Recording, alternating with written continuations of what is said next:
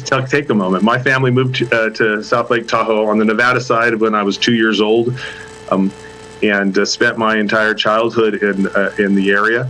Went to Zephyr Cove Elementary, Kingsbury Middle School, and Whitbell High School. Obviously not in this school district, but I spent all of my childhood over here on the California side. Played Little League baseball just around the corner over here. Played youth football here on this side of the border. Worked at Heidi's growing up. Learned to play golf at Bijou Golf Course. Learned to swim at the Keys Pool. Why I say all that is just this has been my home as a child, and my wife and I met here in Tahoe 26 plus years ago at a wedding of a childhood friend, and we got married.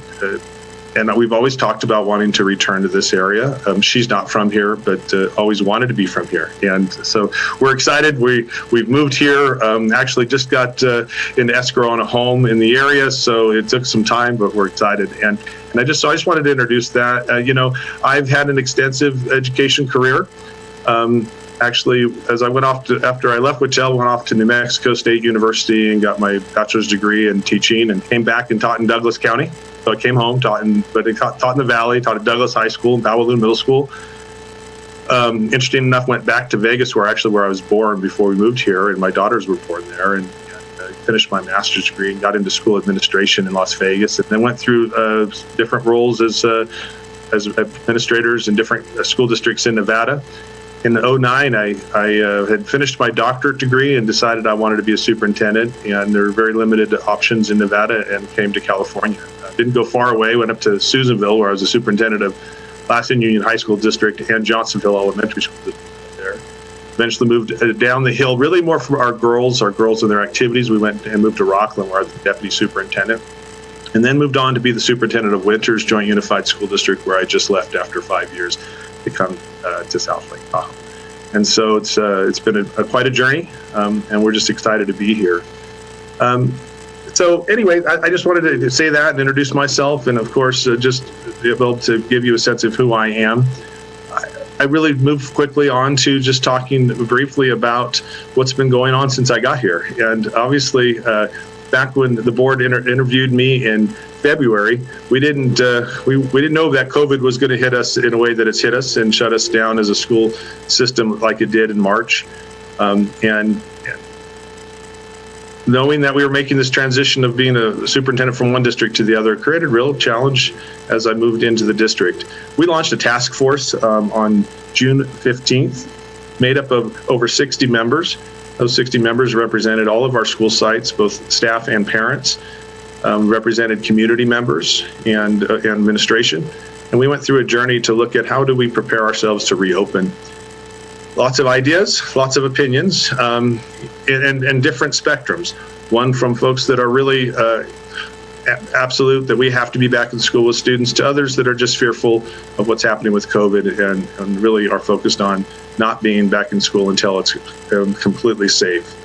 And so everything in between. We worked on, through the task force, looking at how do we create options and choices as we move through that. On July 14th, we brought to the board a first draft of what that looked like.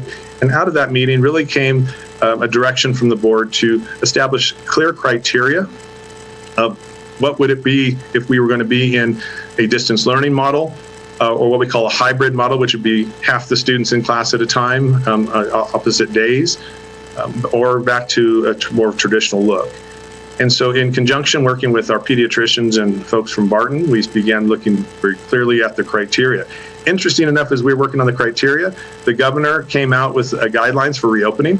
And a couple of those pieces are that the governor said if you were on a monitor list, or that health organizations didn't have testing capacity, then you would have to start on a distance learning model.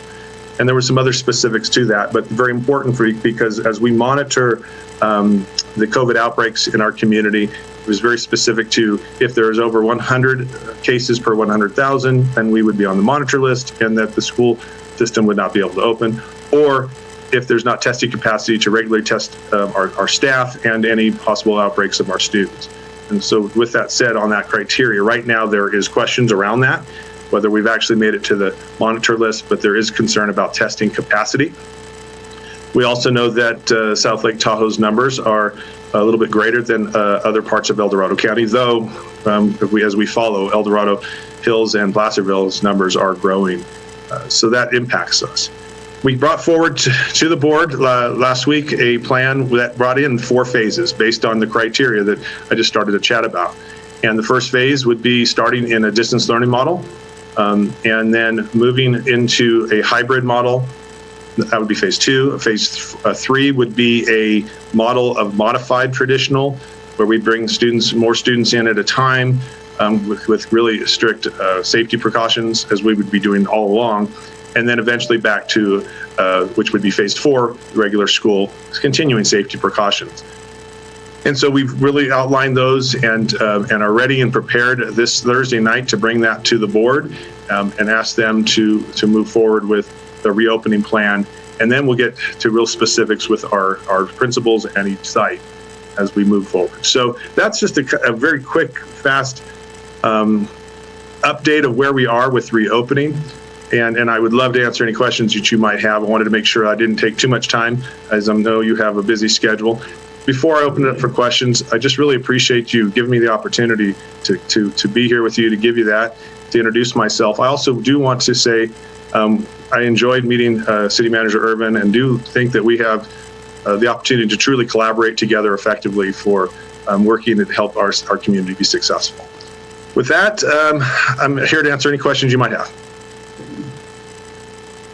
Great. Thank you very much, Dr. Cutler. Appreciate the intro and the updates. And Ms. Wallace has some questions for you. Thank you, Dr. Cutler.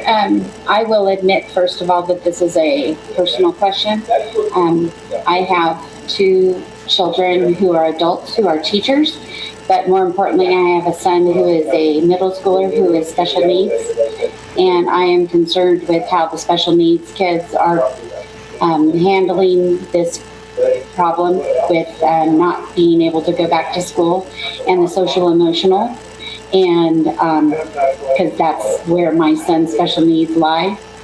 And I hear a lot about all of the kids as a whole, but specifically the special needs children and the social emotional aspects of this is very concerning to me as a mother, but as a human being as well.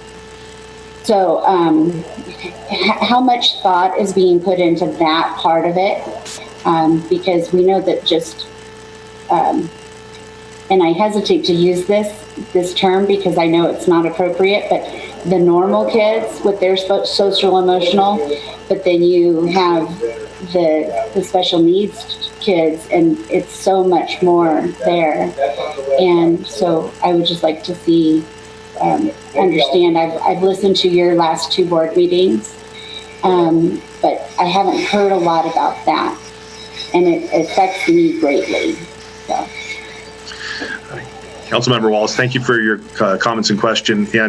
And I will say this: it is the social emotional element for actually not only our students, it's for everyone through this COVID process. I mean, just thinking about this, I would prefer to be in a council chambers meeting with all of you and having this be together. And this is very difficult and challenging. And I will also say I have 2 adult children, and I know one of them is really, in a pause in her life because of this, and it's really challenging for that. But most of the work that we've been doing is really about the structure and the process of getting us to a place of how are we going to open up our schools, whether it be distance learning to hybrid to more traditional model.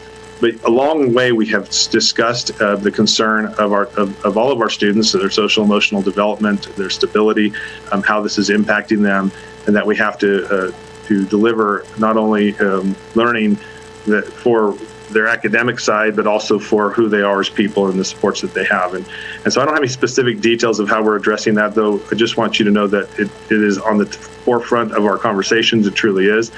In regards to more at-risk populations, our special needs students and others, the governor was really clear in his comments that we really need to make certain that we are addressing that specific point.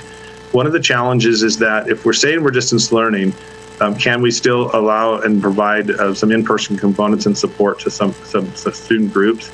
And we're working on that piece. Yet as we navigate working with, and you mentioned adult teachers, some teachers are fearful, no matter whom they are, to be in the environment if we're at a distance learning model.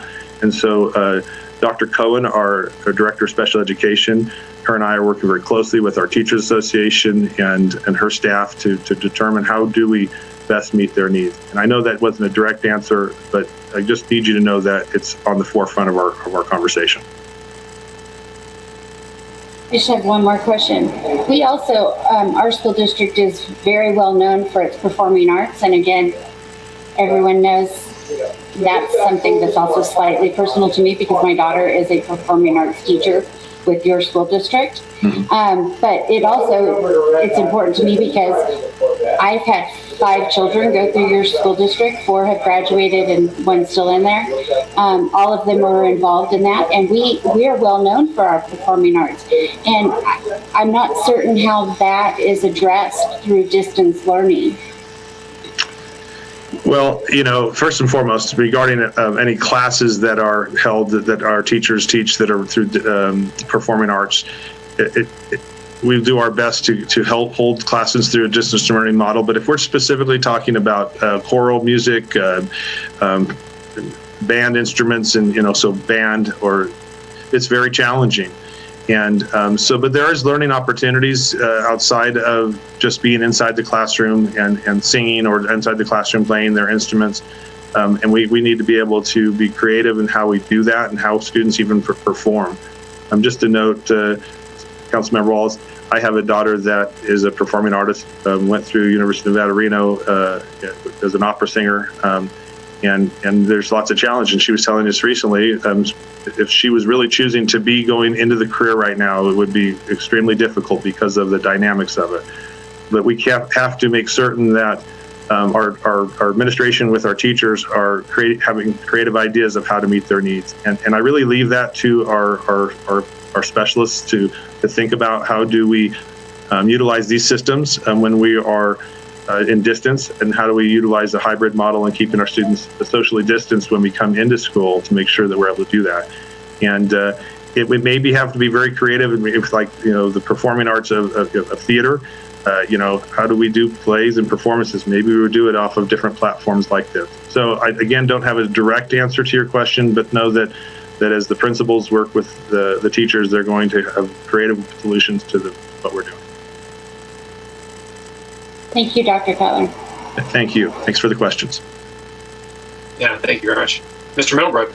I would just emphasize some of Ms. Wallace's points about our underserved and special need communities, also our Hispanic community. I know many of them live in multi-generational households. We also have, I don't remember off the stats in my head, but there's a shocking percentage of our students that live in motels and SROs that really have no physical way to distance themselves from their family and throwing that in. You mentioned the phases in moving from digital to normal operations. Does each of those phases come with a set of performance metrics? And then are you also able to roll back, or once you go hybrid or distance, are you kind of stuck like that for the school year? Or can you pivot back to at-home learning?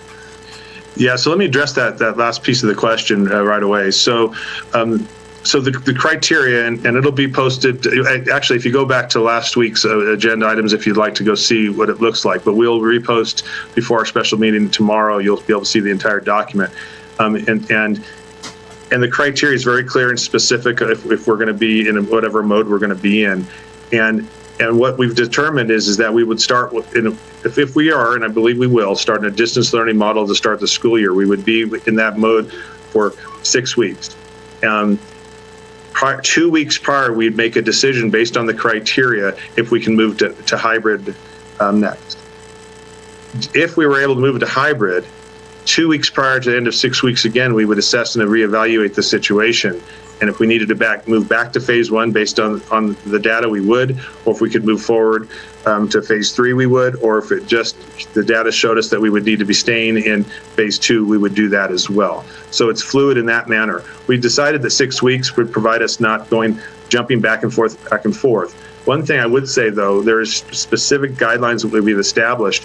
If in a hybrid model, we ended up having a positive case, we have detailed outlined ways that we handle that. For example, certain groups would then need to be shifted to, even if we were in hybrid, shifted to a distance learning model until they were quarantined, and the time frame and the health and the organizational leaders told us it was okay to bring them back. So I think there's a little fluidness to it, and that's what we always said. We needed to be able to pivot and be fluid with the process, so that we wouldn't just get locked into one piece. And I'm really proud of us as an organization and as a team as we've developed this, because it really does provide that. We're not saying, hey, we're opening as distance learning or we're opening as hybrid. We're saying we're going to follow criteria and then be able to pivot whatever direction is necessary. And Councilman Middlebrook, I may have forgotten the first part of your question, unless I already have. I think the first part was more of just a statement about Okay. all of just re-emphasizing the need for our underserved populations to have special accommodations during this. And then just a final question with the testing. Are only the teachers being tested regularly? Are students going to be tested regularly only when people have symptoms? How is that track and trace going to be done by the school district? Yeah, so it's spelled out through the governor's process that there has to be regularly scheduled testing of teachers, and that's part of why that we have to have the testing capacity. And then students would be tested depending on information that was brought forward, possible cases, contact tracing of those types of pieces when students would be tested. Thank you. You're welcome. Thank you for the question. Ms. Wallace, did you have something else, or are you? No, all right. Your hand was kind of halfway up.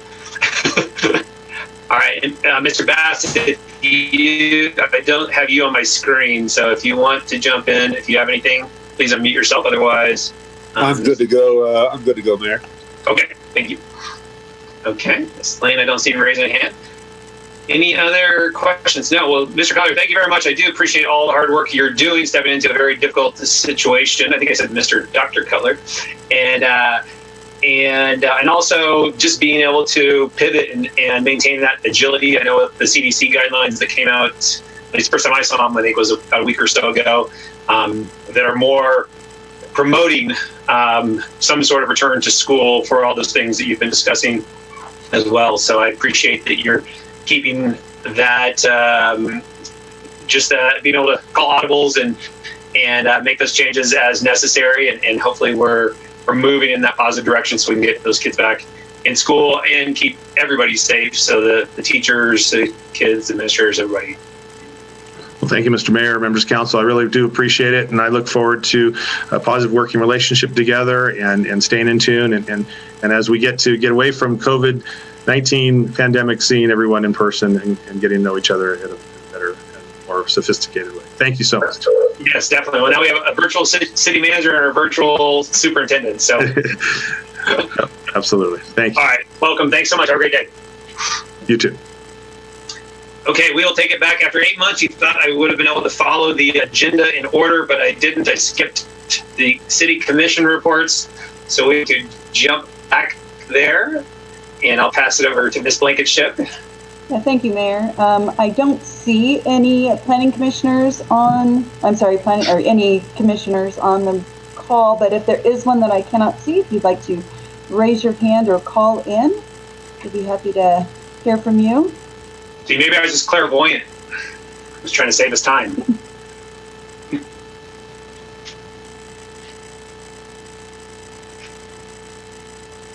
All right, Mayor, I don't see any commissioners. Thank you. Great, thank you. Okay, let's move on to the consent agenda. Are there any members of council who have an interest in pulling any items? Okay, don't see any. And any comments or questions without an item being pulled? No? Okay, great. We will move on to public comment then for the consent agenda. Great, thank you, Mayor. Yes, if members of the public would like to call in and make comment on the consent agenda, you can call in at 530-542-6500. Enter in meeting ID 9477-9424-137 and press star 9 to raise your hand, or if you're on the Zoom call, just hit the raise your hand button. I do see that we have one call in.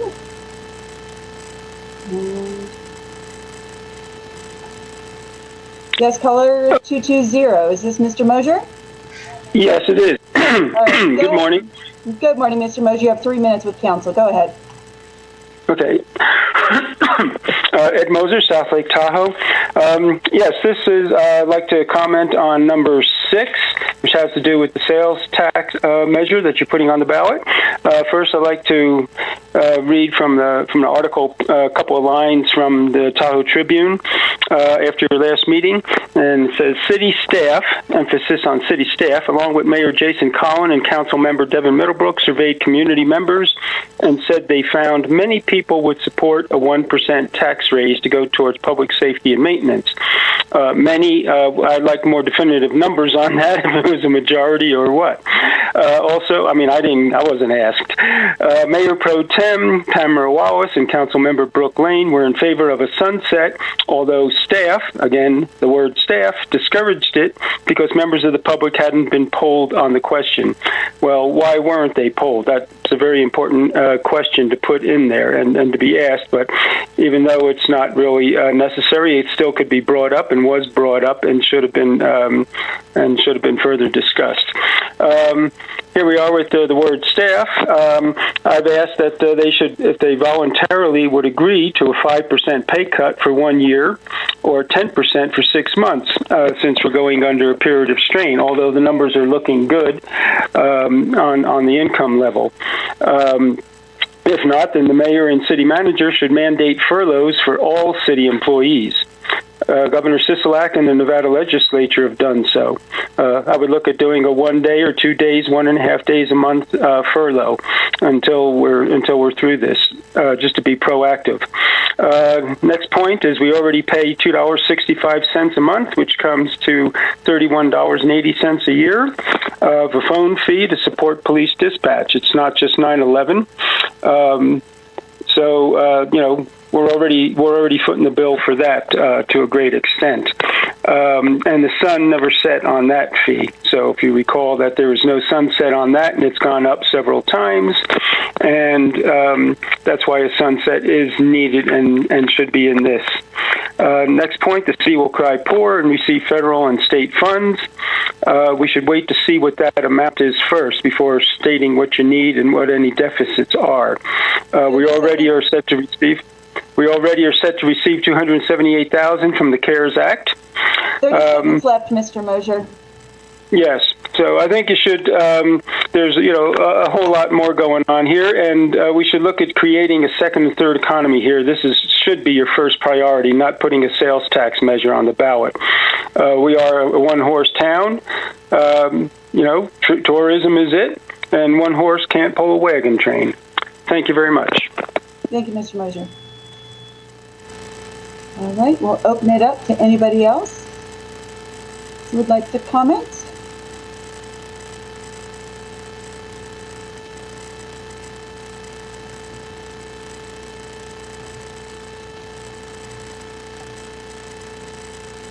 All right, Mayor, I see no further hands raised. Okay, we'll bring it back to council for any further discussion about the consent agenda and looking for a motion. I will move that we approve the consent agenda. Motion, do we have a second? Second. Motion and a second. Any further discussion? Seeing none, let's vote. Councilmember Middlebrook. Aye. Councilmember Lane. Aye. Councilmember Bass. Aye. Mayor Pro Tem Wallace. Aye. Mayor Collin. Aye. That motion unanimously carries. Great. Okay, let's move on to regular unfinished business.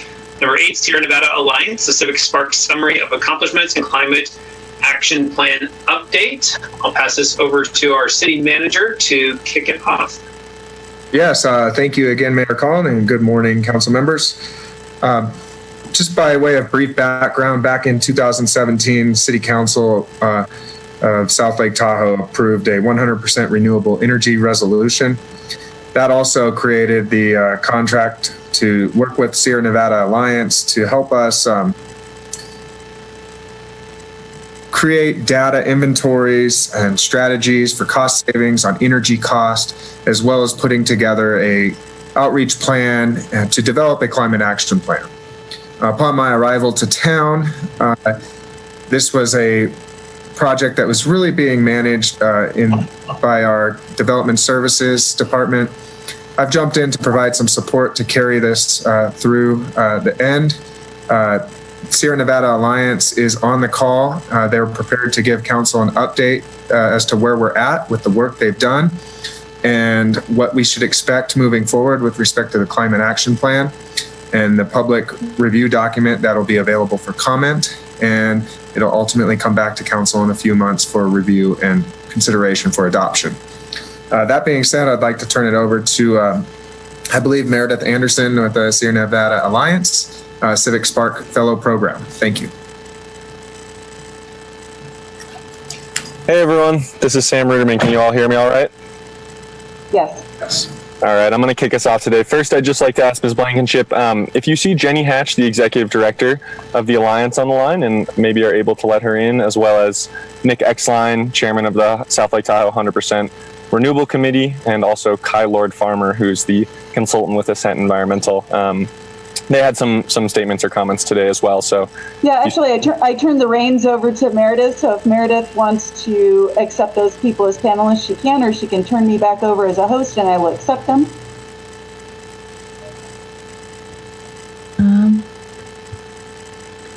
How do I accept panelists? Should it show up in my screen at all? If you go down to the bottom of your screen where it says participants, if you click on that, then then it'll say attendees over on the right-hand side. Perfect. And then it just promotes a panelist. Okay, great. All right, I just allowed Jenny in. Okay, great.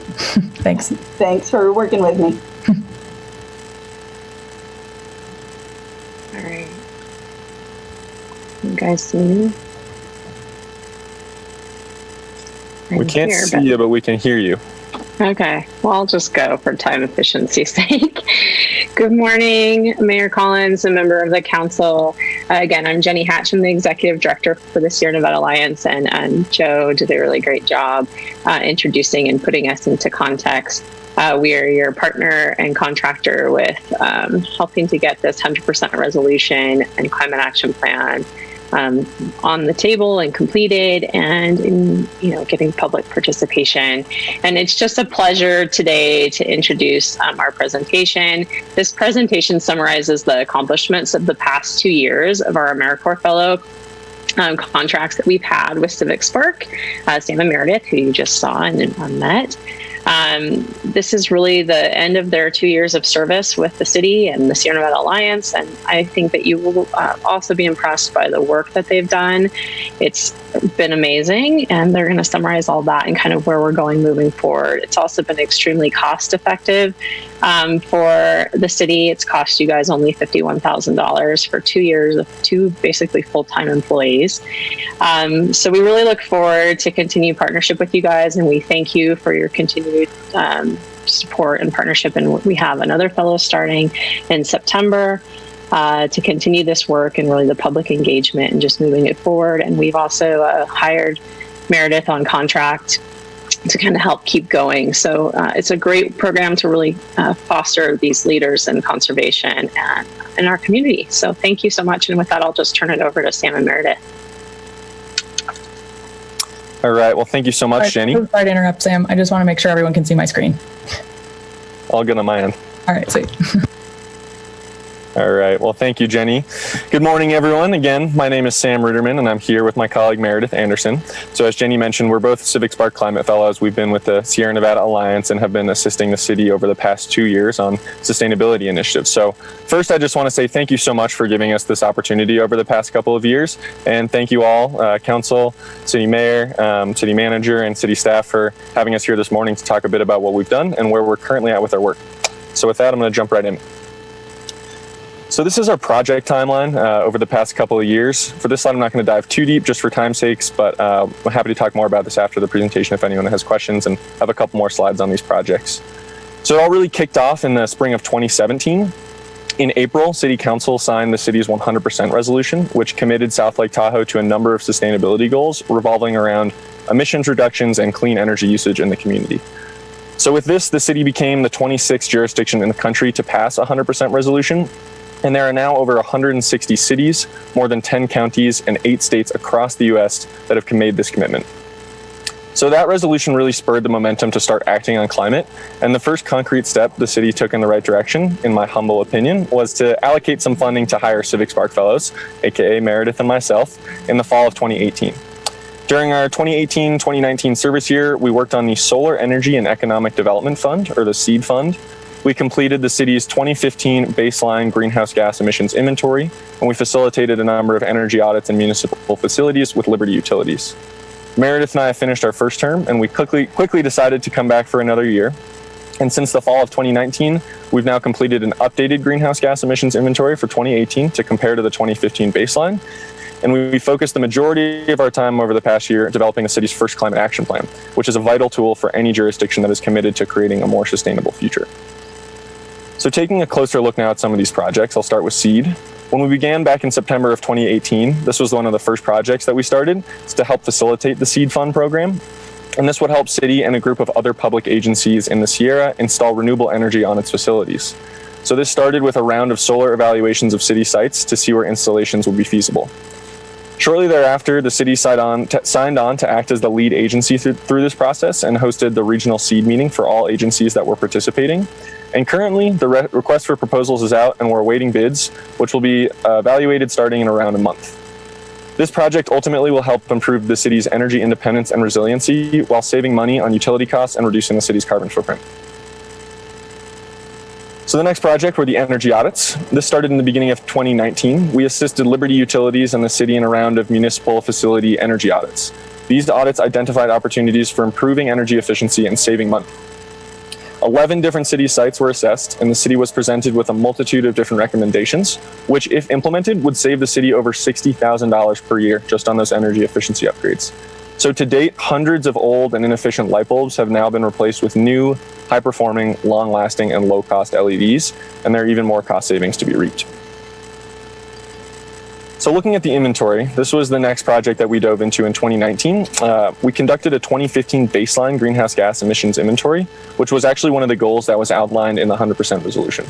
So these inventories are really important because they take stock of all of the emissions that are being generated within a jurisdiction, and they're crucial to the overall climate action process, which I'll get into a little bit later. So for the years 2015 and 2018, we conducted both community-wide inventories, which is what I just described, all of the emissions that are being generated in the community, as well as a local government operations inventory, which looks specifically at the emissions that are generated just from municipal operations.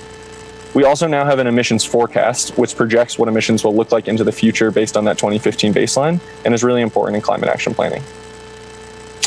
All right, so the climate action plan. This has been the bulk of our work this year, was to complete this first climate action plan for the city, which again really is a key component that the city needs to fulfill the commitments that were laid out in the 100% resolution. And that's what we're going to focus more on today for this presentation. Back in December of 2019, we held the CAP public kickoff meeting to inform and engage residents and get the community excited about this process. And around that time, we were also able to help recruit Ascent Environmental, a consultant, to provide technical assistance on key areas in the CAP. We formed a CAP development team, which consisted of city staff, Ascent, the Alliance, Meredith and myself, and some of the 100% Renewable Committee members, while consulting with members of the public as well. In early 2020, we began researching what strategies and actions the city could implement to reduce emissions, while also generating other co-benefits for the community. After a few months of hard work, we had developed an extensive list of potential measures, and we sent these to 11 stakeholder agencies and partners in the region to get their feedback. We then released a public survey to gain more insight into the community's values and desires for the CAP's reduction strategies. We're now in the final stages of completing a draft CAP document, which will be released for public review in just a few weeks. So I kind of just went over this without mentioning it specifically, but this is what the general climate action planning process looks like. It starts with the greenhouse gas inventory so that you know how many emissions you're emitting and where they're coming from. And then you have to establish emission reduction targets so you know how much you need to reduce by. Just a quick note, the city actually did the reduction targets first based on the 100% resolution, but that actually worked out well for the city's process. So once you have this inventory and the targets, you know the local emissions reduction gap, and then you can begin developing the CAP strategies that are required to meet those goals. And this is pretty much where we're at right now, along with the development of the climate action plan document. So after adoption, it's all about implementation and tracking and monitoring progress over time to know how the cap is being implemented and how it's working. All right, so here's a quick look again at our inventories. As you can see in the top right, natural gas is the largest source of emissions in the community. It contributes about 30% of the community's emissions every year. Emissions from on-road transportation and grid electricity are the next two largest sources, and they account each for about 25% or a quarter of the community's emissions. And then solid waste is relatively significant with 7%. And then the smaller categories, as you can see, off-road transportation is somewhat significant. Other forms of transportation and fossil fuel usage contribute as well. So this is the emissions forecast that I mentioned. We use the 2015 baseline inventory to project emissions out into the future.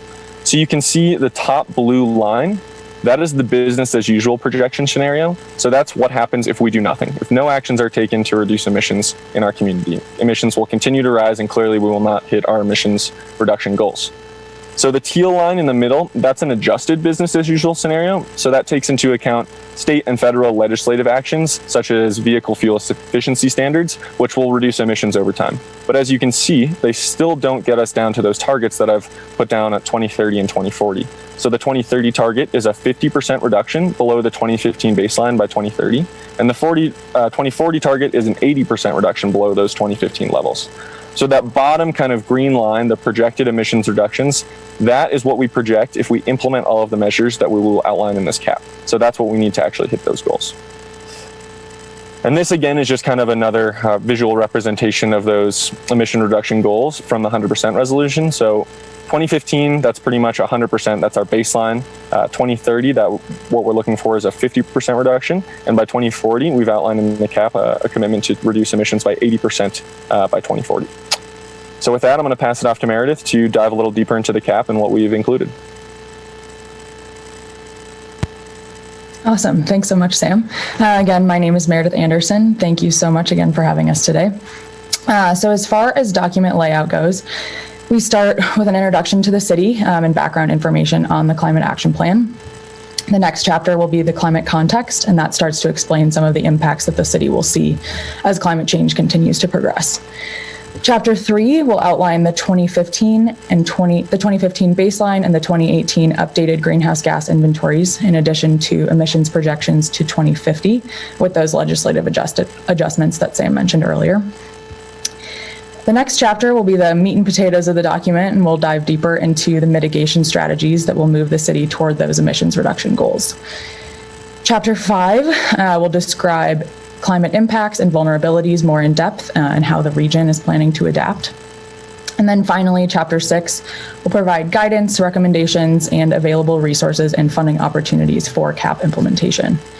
So we don't have too much time, so I'll just go through a brief overview of the strategies, but they will all be in the draft Climate Action Plan document that will be released in a few weeks, and there will be a public comment period when it is released. All right, so for transportation strategies, partnering with TRPA on their transportation programs like Commute Tahoe, promoting and incentivizing electric vehicles and EV chargers, conducting outreach to support transit and electric vehicles, supporting the improvement of transit services, looking into implementing VMT reduction programs for businesses, improving bicycle and pedestrian network throughout town, and supporting electric bikes. And then a basin entry fee and resident passes.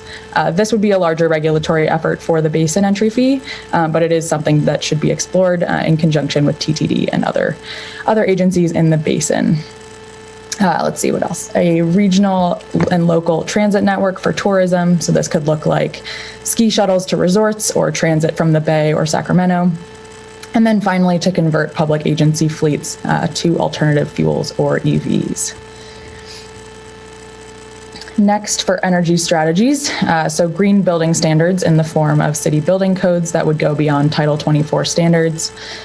Pushing Liberty Utilities toward 100% renewable energy. This would have a huge impact on emissions as they are the electric utility here. A popular action from the survey was implementing community solar and distributed energy systems. Energy efficiency and conservation education, and kind of bringing in that education component for the community on why this is important.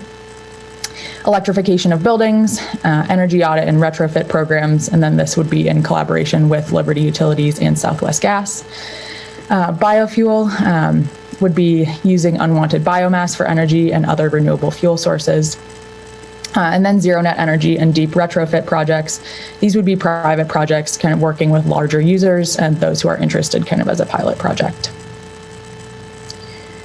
Land use, encouraging complete neighborhoods with housing near transit services and parks. Prioritizing workforce and affordable housing. Again, prioritizing that high density mixed use development near services.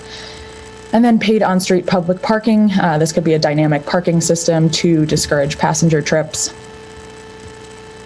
Then forest carbon sequestration and watershed health. Looking at a vegetation management program and wildfire risk reduction to promote sequestration of carbon. And then also to protect municipal watersheds as they are great carbon sinks, as well as Lake Tahoe water quality. And then lastly, for water and solid waste, waste to energy and methane collection. This was added due to the spike in 2018 emissions, as our waste in South Lake Tahoe is going to a landfill without a methane collection system, and that produces significantly more emissions. Organic waste prevention and collection. This would further expand local green waste and food waste programs. And South Tahoe Refuse has shown their support for implementing these strategies as well. As for wastewater, looking to find support for high quality treated wastewater to stay in the basin, because as of now it has to be pumped up and over Luther Pass, and that's a huge energy expenditure. So for adaptation, in order to not duplicate efforts, we collaborated with the California Tahoe Conservancy for the adaptation section, as they are one of the many agencies developing the climate adaptation action portfolio for the Lake Tahoe Basin. These draft adaptation strategies actions were synthesized into high-level strategies for each of these categories listed here on the right that will be implemented by the agencies that participated in the Conservancy's stakeholder group. And adaptation, like mitigation, is an important component of any climate action plan, as it's critical to adapt to the changes that climate change will impact the city. And then for monitoring and implementation, this is again a really important chapter because this is kind of the pathway forward for the city. So through an ongoing collaboration with the Sierra Nevada Alliance, the incoming Civic Spark Fellow will take on the responsibilities of implementing the CAP, or starting to implement the CAP, as well as conducting additional community engagement. It will also be important to re-inventory emissions every 3 years per the language in the 100% resolution, and this again will allow the city to track progress. Climate Action Plan progress reports will also be completed every 3 years to show that emissions are being reduced and to provide the community with some transparency on that process. And then lastly, it will be important for the city to have a designated staff person named as the CAP coordinator to spearhead these efforts, in addition to some long-range sustainability planning. So the draft Climate Action Plan will be released for another round of public comment mid-August. Thank you again for your time. We've so appreciated our time at the city over the past 2 years, and we're so excited about everything we've been able to accomplish, and we look forward to seeing this CAP implemented. So thank you. Thank you, Meredith and Sam and the entire team, everybody who's been involved on that, and to Mr. Urban as well for jumping in and from the city side. And Meredith, if you could, I'm sorry, Meredith, can you turn me back over as host? Yes, I think Nick Exline just had a few words, so I just added him, and then I'll turn you back over. Yep. Nick, with just a few words, I don't know if that's possible. Jason, now that I'm home with my wife all the time, she says that every day. Really good to see everybody. Partly the reason I wanted to jump on this call is, of course, to congratulate Sam and Meredith. They did such an exceptional job. Really, they're who provides the hope into the future. The young people doing these exceptional things, taking the positive steps we need, is just really a powerful thing to see in today's world. I'll be very brief, but I would just like to put a little context on this plan. I would say this is not only just a climate action plan, but I would say this is a plan of community optimism and opportunity, both in an environmental but in an economic sense as well. because I was here, like many of you, I was here for all the steps. I was in the council chambers in 2017 when the room was filled with people in white as they celebrated the city of South Lake Tahoe's commitment to the environment.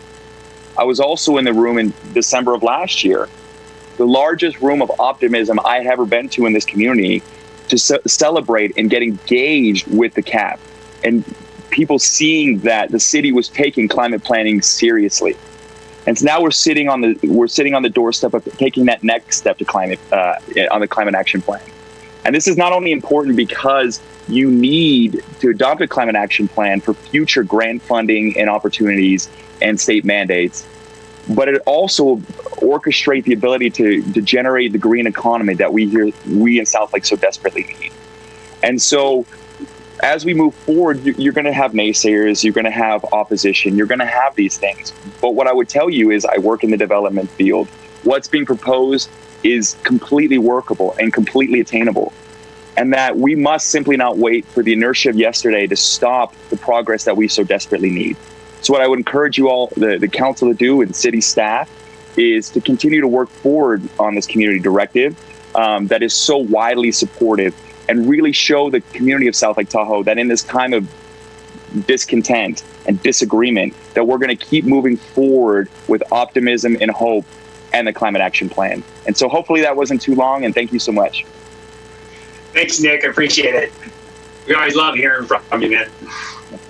Okay, let's bring it back to council and see if we have any questions from council for the team. Mr. Middlebrook. Yeah, thank you all for the hard work on this and the very in-depth nature of it. Within all those actions, obviously, there's going to be more than we have capacity to do at one time. Within the action plan, are you going to put any sort of prioritization around what we should work on first, what we should work on second? Where's our low-hanging fruit? The slide you mentioned about Liberty Utilities and energy updates and $60,000 in savings with a payback period of 5 months, in current economic times, that just makes sense to do. So is that action plan going to be able to help us prioritize what we work on with limited resources? Yeah, so that those energy audits with Liberty Utilities, the city was provided with just kind of a prioritized list that Sam put together of those savings opportunities. And then in the climate action plan, in the monitoring and implementation chapter, there is a section focused on kind of showing the city how to move forward with prioritizing strategies, and kind of that includes the greenhouse gas reduction potential of strategies, and also kind of we'll show other costs and things like that. So that will show the city how to kind of prioritize the strategies and where to start. Great. Hey, this is Kai, Lord Farmer with Ascent Environmental. I just wanted to jump in here too and say that, jumping off of what Meredith said, as part of that implementation step, there'll be reductions quantified for each of the strategies, but it's really once the CAP coordinator is designated and we can get folks in the room from the city looking at all the strategies, that's when the real prioritization can begin, because the institutional knowledge is there to understand where the low-hanging fruit is for these various strategies. Great, thanks. Yeah, I would just encourage the city manager to make that part of our other processes when we're talking about prioritizing capital improvements and all the other things, not having this be a separate prioritization, but part of everything we're looking at so we can get the full picture. Great suggestions there. Thank you. Any other council member comments? We don't have any action to take on this. Just if there's any other direction or suggestions for the city manager and the team.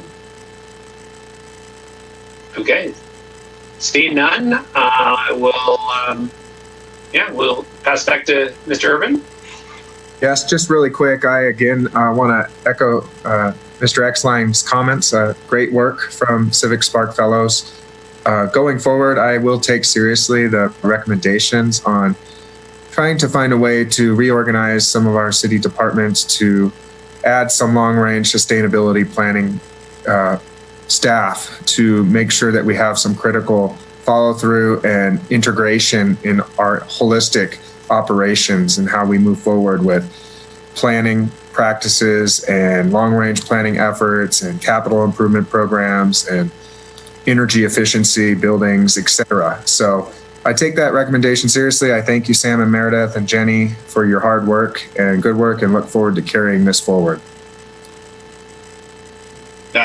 Echo those sentiments. Thank you all very much, and keep up the great work. Thanks for your time in the presentation today as well. Okay, we will move on to number 9, the COVID-19. Mayor, we do need to take public comment on this item, and sorry, please, Meredith Anderson, if you could please turn me back to host. I saw pop up that I think Heather Stroud got made host. Oh, shoot. Sorry. So I think Miss Stroud, you need to make Miss Blankenship host.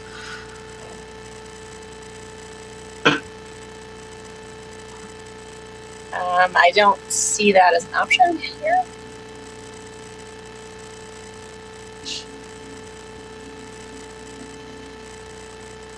I can walk you through it at the bottom of your screen. There should be a participants list. If you click on that, then you will see on the right-hand screen, there'll be a white list of attendees and panelists.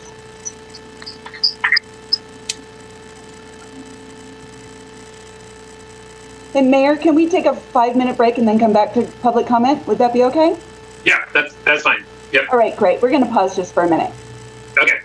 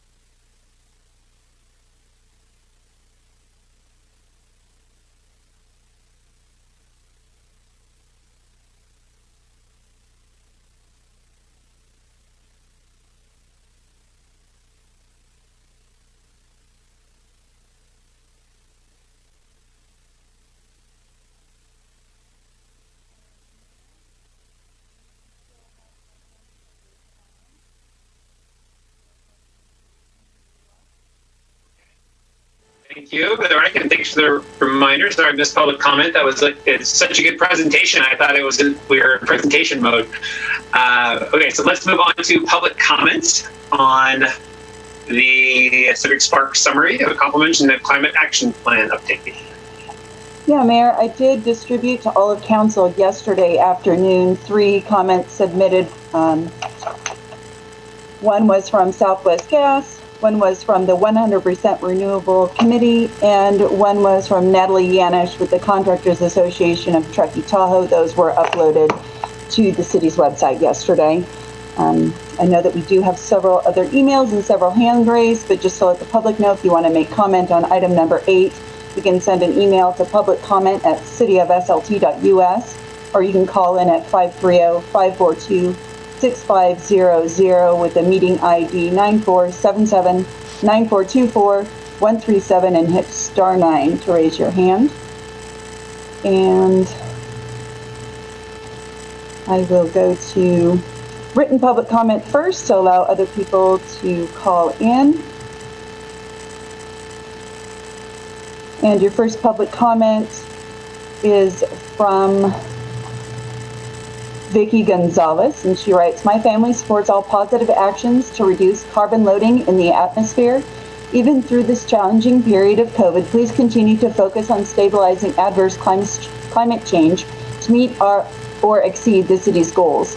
On the subject of COVID-19, we're not happy about all the tourists here. I'm sorry, that was not regarding this this item, just the first part. So now we will go on to the next comment, and this one comes from Sarah Letton. Good morning, Council. I want to express my support for climate planning and the climate action plan for South Lake Tahoe. Thank you for your thoughtful engagement on this issue. I look forward to the update at the meeting later. And we'll see if there's any other written public comment distributed or received. All right, and now we will go to our verbal public comment. And first we have Stacy Woodbury. Stacy, are you there? Yes, I am here. Can you hear me? Yes, I can hear you. You have 3 minutes with council. Go ahead. Thank you. Good morning, Mayor Collin and members of the council. My name is Stacy Woodbury, representing Southwest Gas Corporation. Southwest Gas has submitted detailed written comments with regard to Agenda Item 8 and wants to publicly express interest in partnering with South Lake Tahoe on your climate change goals. We have worked with the Climate Action Plan planning team to provide stakeholder input regarding the reduction of greenhouse gas emissions resulting from natural gas use. As outlined in our written comments, Southwest believes we can support South Lake Tahoe in achieving its climate goals in 6 key areas: decarbonizing the natural gas supply through renewable natural gas, converting existing diesel transit fleets and school buses to compressed natural gas, offering free energy efficiency programs to low-income residences, offering energy efficiency rebates to natural gas customers, reducing our company's carbon footprint 20% by 2025, and exploring promising renewable energy technologies such as power to gas and hydrogen fuel to further decarbonize the pipeline.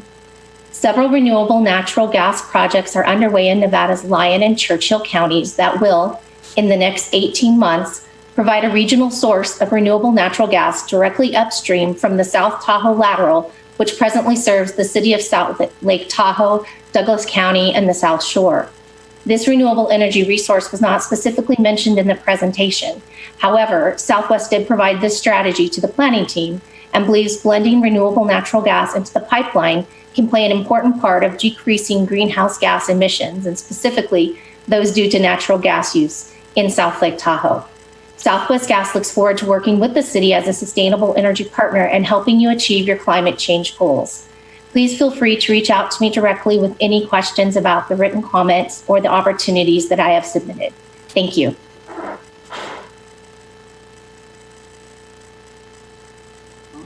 All right, thank you very much. All right, next up, we have Bonnie Turnbull. Ms. Turnbull? Good morning. Good morning. You have 3 minutes with council. Go ahead. Thank you. I've been hearing some wonderful statements this morning, but I would like to take this opportunity to read into the public record a letter from the city's 100% Renewable Committee and 2 partner organizations. On April 18th, 2017, in front of a packed city council chambers, the city of South Lake Tahoe made history by becoming the 26th city in the U.S. to commit to 100% renewable energy by 2032 and 80% greenhouse gas reduction by 2040. The 100% Renewable Committee was formed and sanctioned by the city to act as a partner in ensuring that our city meets and, with a lot of hard work, ideally exceeds these goals. Following the adoption of the 100% Renewable Resolution, the city has made progress towards reducing our carbon footprint through installing solar at the airport, completing energy audits, conducting numerous energy savings measures, and bringing in 2 Civic Sparks Fellows. As a community, we were very fortunate to get such amazing Civic Spark Fellows, and their work has provided a great return on investment from energy efficiency measures that resulted in cost savings. Many other opportunities have been identified, for example, replacing all streetlights with LEDs, which will continue to save money far into the future. This is even more important during these days of tight budgets. The 100% Renewable Committee will partner with the city to ensure that all energy and cost-saving measures are completed. It's important to note that although progress has been made, greenhouse gas emissions continue to go up, specifically for natural gas use. A key component of ensuring that we meet our renewable energy and greenhouse gas reduction goals is completing and implementing the Climate Action Plan, the CAP.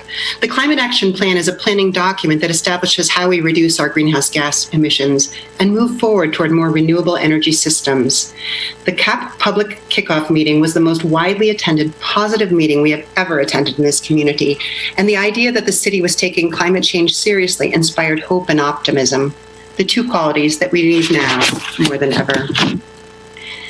The CAP is crucial to ensure that we meet our stated goals and achieve cost savings, but also to put the city in the best position possible to receive grant funding.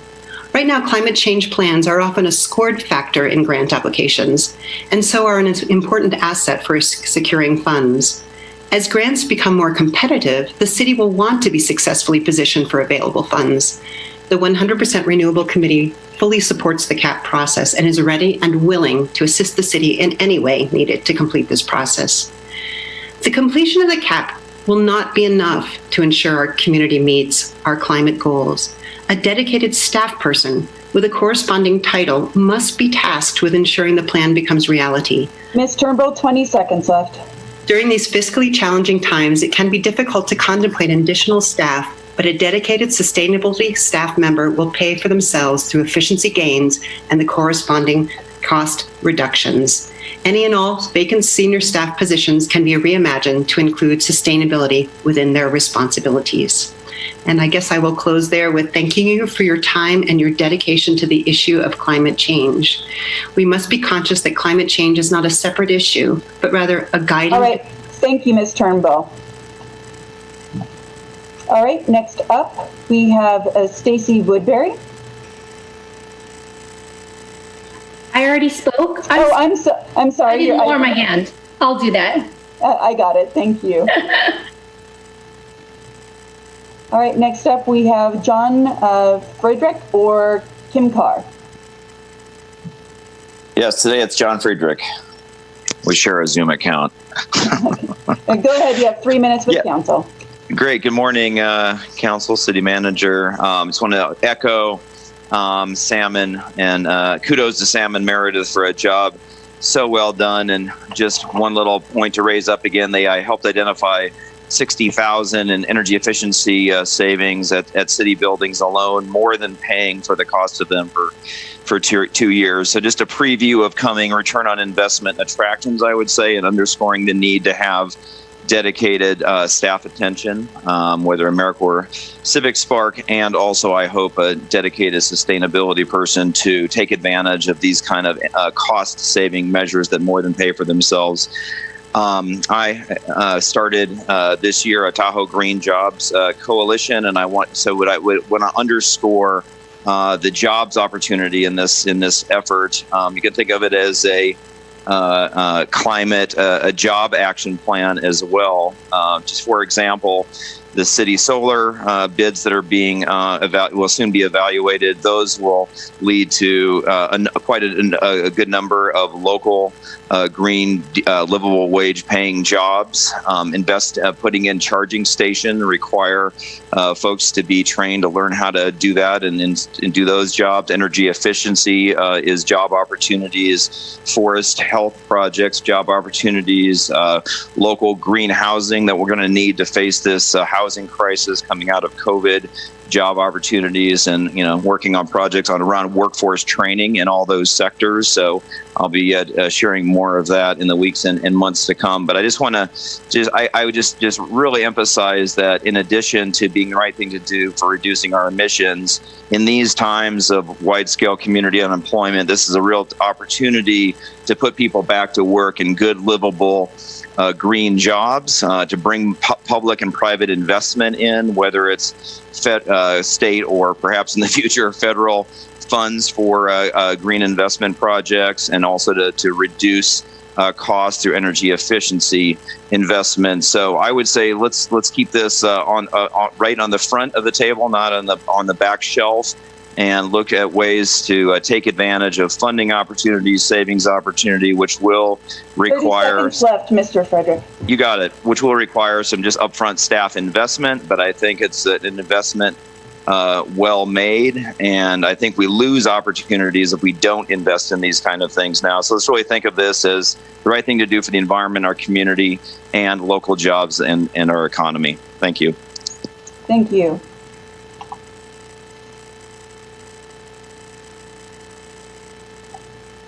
All right. Next up, we have Steve Tashara.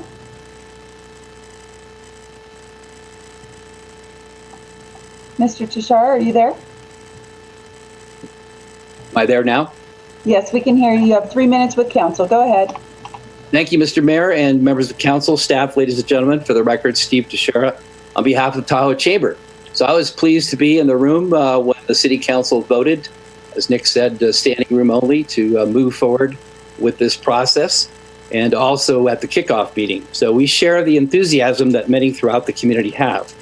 We did, however, submit a comment letter to the council and to the staff back on June 23rd that had some concerns in it about the process being used to develop the climate action plan. And today, we still have those same concerns.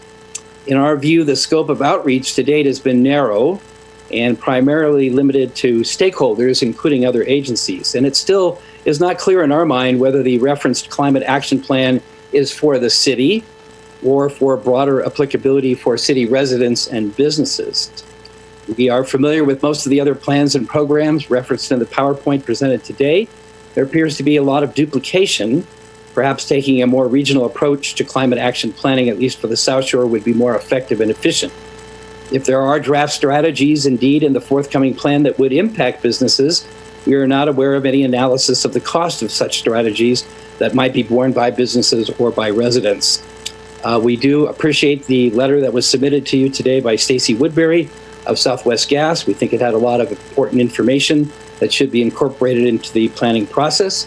And if there's going to be a successful city climate action plan, a lot more work, data gathering and analysis, and community outreach is needed. We're happy to support the city in any way in your efforts to do that. Thank you. Thank you so much. All right, next up we have Natalie Yanish. Natalie, are you there?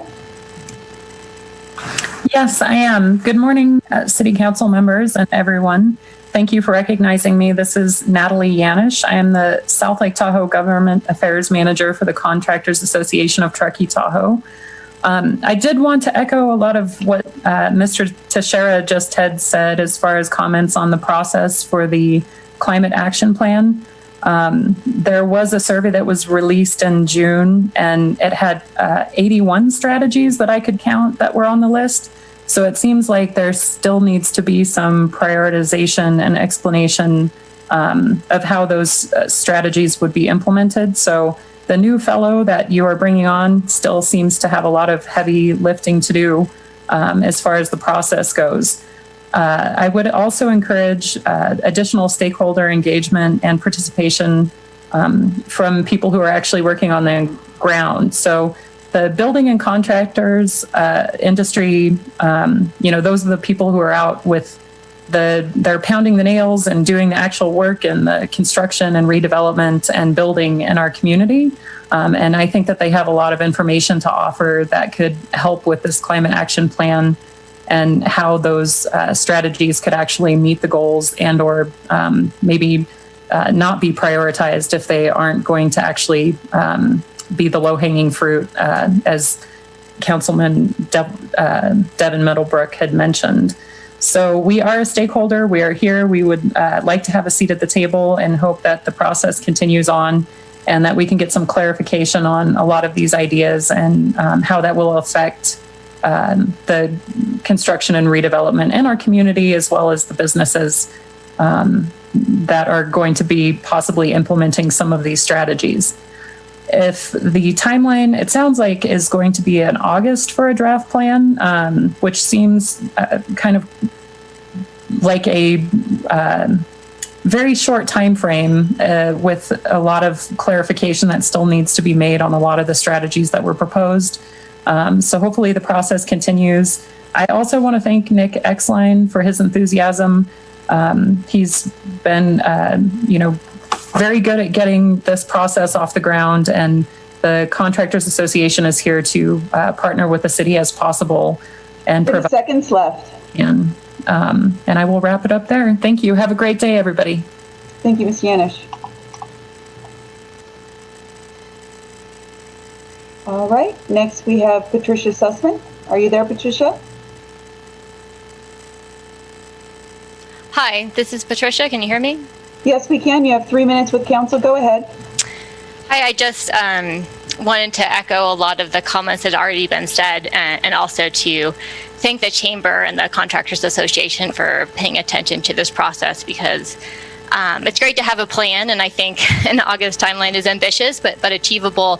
And just as the conversation proceeds, that it is a plan, and where the rubber really hits the road, so to speak, is during implementation. And that's where it's going to take private and public partnerships to successfully implement many of the strategies and goals that are set forth in the CAP, and ultimately to get us to achievement of the city's adopted 100% resolution. So I appreciate everybody in the community that's paying attention to this, and I know that collectively it's great to have people thinking about climate change in our community and how we can build a more resilient community while also saving energy, saving money, especially, that those things are aligned. And so just, as a member of the 100% Renewable Committee, it's been just amazing to work with dedicated staff that have put so much time into this. I know,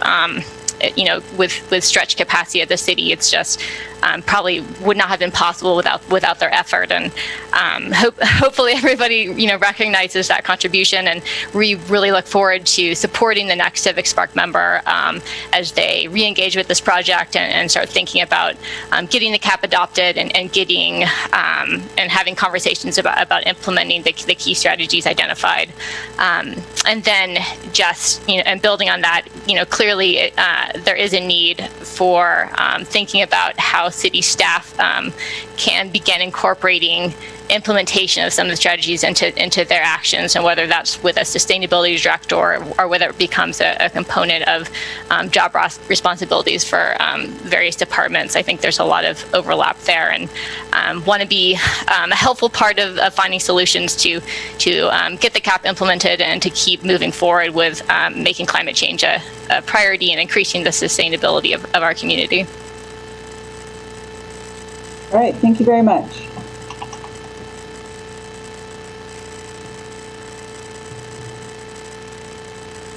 All right, and I see one more hand raised. Mr. Mosier, you have 3 minutes with council. Go ahead. Yes, thank you. Ed Moser, South Lake Tahoe. First, I'd like to start out by stating that shortly after moving to California quite some years ago, I ended up living off the grid for quite a number of years. And it's amazing, and I mean completely off the grid. Phone, power, gas, the works. No TV. So luckily I had a tape deck and a large truck battery for music. But it's amazing how creative you can get and how people around that were also in similar situations or on restricted use of grid, how creative you get for creating hot water, for creating electricity. There's a lot of opportunities out there, and you find out how some of the things you can actually do away with or really don't need. One of the things is here is as far as the climate action plan and greenhouse emissions is during redevelopment, one of the goals was to reduce the number of rooms and get higher rates. So to make this a more livable town and a nicer place to visit. So if you want to reduce greenhouse emissions, you need to reduce the rooms here. The basin can only handle so many visitors and so many tourists, and the way you alleviate traffic and emissions from cars and vehicles is to reduce the number of rooms. The fewer people, the fewer emissions. It's that simple. It's a very simple formula. So, getting rid of closing down of the VHRs in the residential areas, and also the idea of policy down at TRPA of tripling the number of rooms, like at the Whole Foods Project and others. If you move them to city centers, you're allowed to triple the number of accommodations, and that's bad policy. It's absurd policy. So looking to clean up the air, to make it a more livable place here and a nicer place to visit. That's one of the first things you really need to do, and one of the simplest ways to actually reduce emissions and also use. So would advise you to start doing that. That was supposed to be the plan 25, 30 years ago, and it hasn't turned out to be. We've actually got far more rooms and far more emissions. 30 seconds left. And let's reduce the rooms and start there. Thank you very much. Thank you, Mr. Mosher.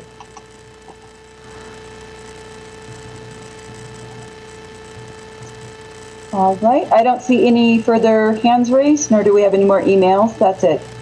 Thank you, ma'am. Okay. Great. Thank you for everybody for participation. I'll bring it back to council to see if there are any other follow-up comments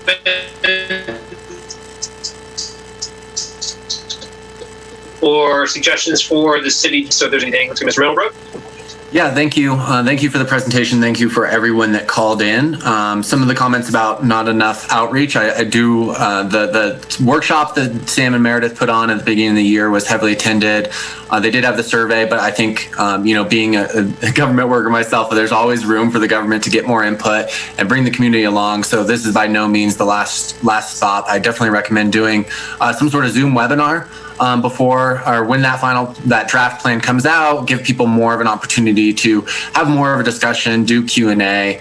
To the comment about Southwest Gas, I definitely think there is a place for renewable natural gas as we transition to meeting our goals. Obviously, electrifying as much as possible and that electricity coming from renewable sources is the ultimate goal and the end game. But not everyone, thinking about equality, not everyone in Tahoe owns their house. Not everyone can afford to upgrade from gas to electric. There's a lot of barriers there. So anything we can do to reduce the amount of carbon that's being emitted through natural gas while we're transitioning and while we're able to provide more economic assistance to our lower income residents to be able to upgrade, which really they can't afford now.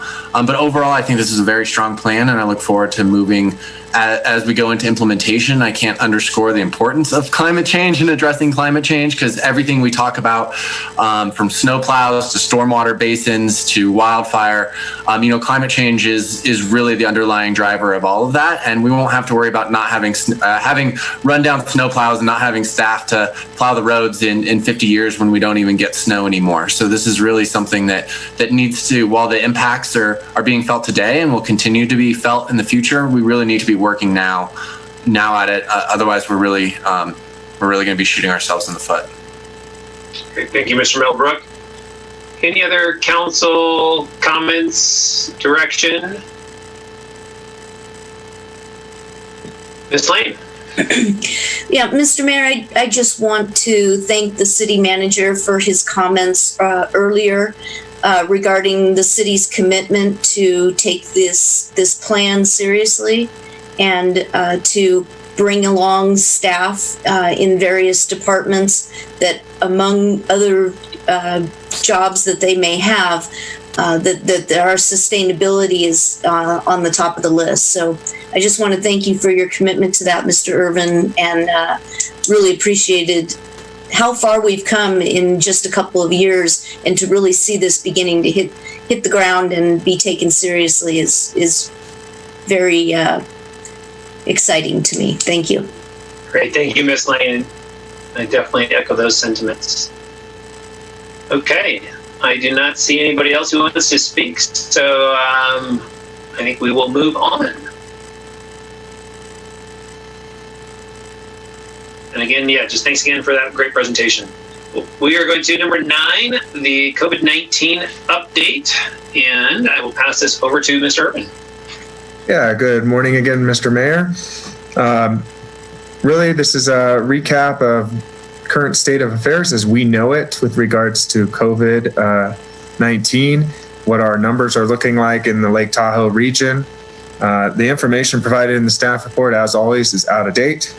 The total number of cases has grown from 223 on July 21st to 267 as of yesterday afternoon.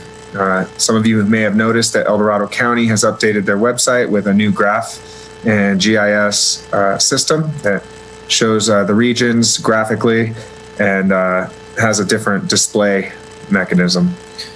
Some of the things that took place since the last meeting, Council gave clear direction as far as I heard it, and I believe that's true, to Council Member Lane and myself to kind of coordinate with regional partners to have a discussion about with Washoe County, Placer County, El Dorado County, Douglas County, and the city to discuss the potential of getting the two governors from California and Nevada together to collaborate on a basin-wide coordination effort to deal with COVID-19.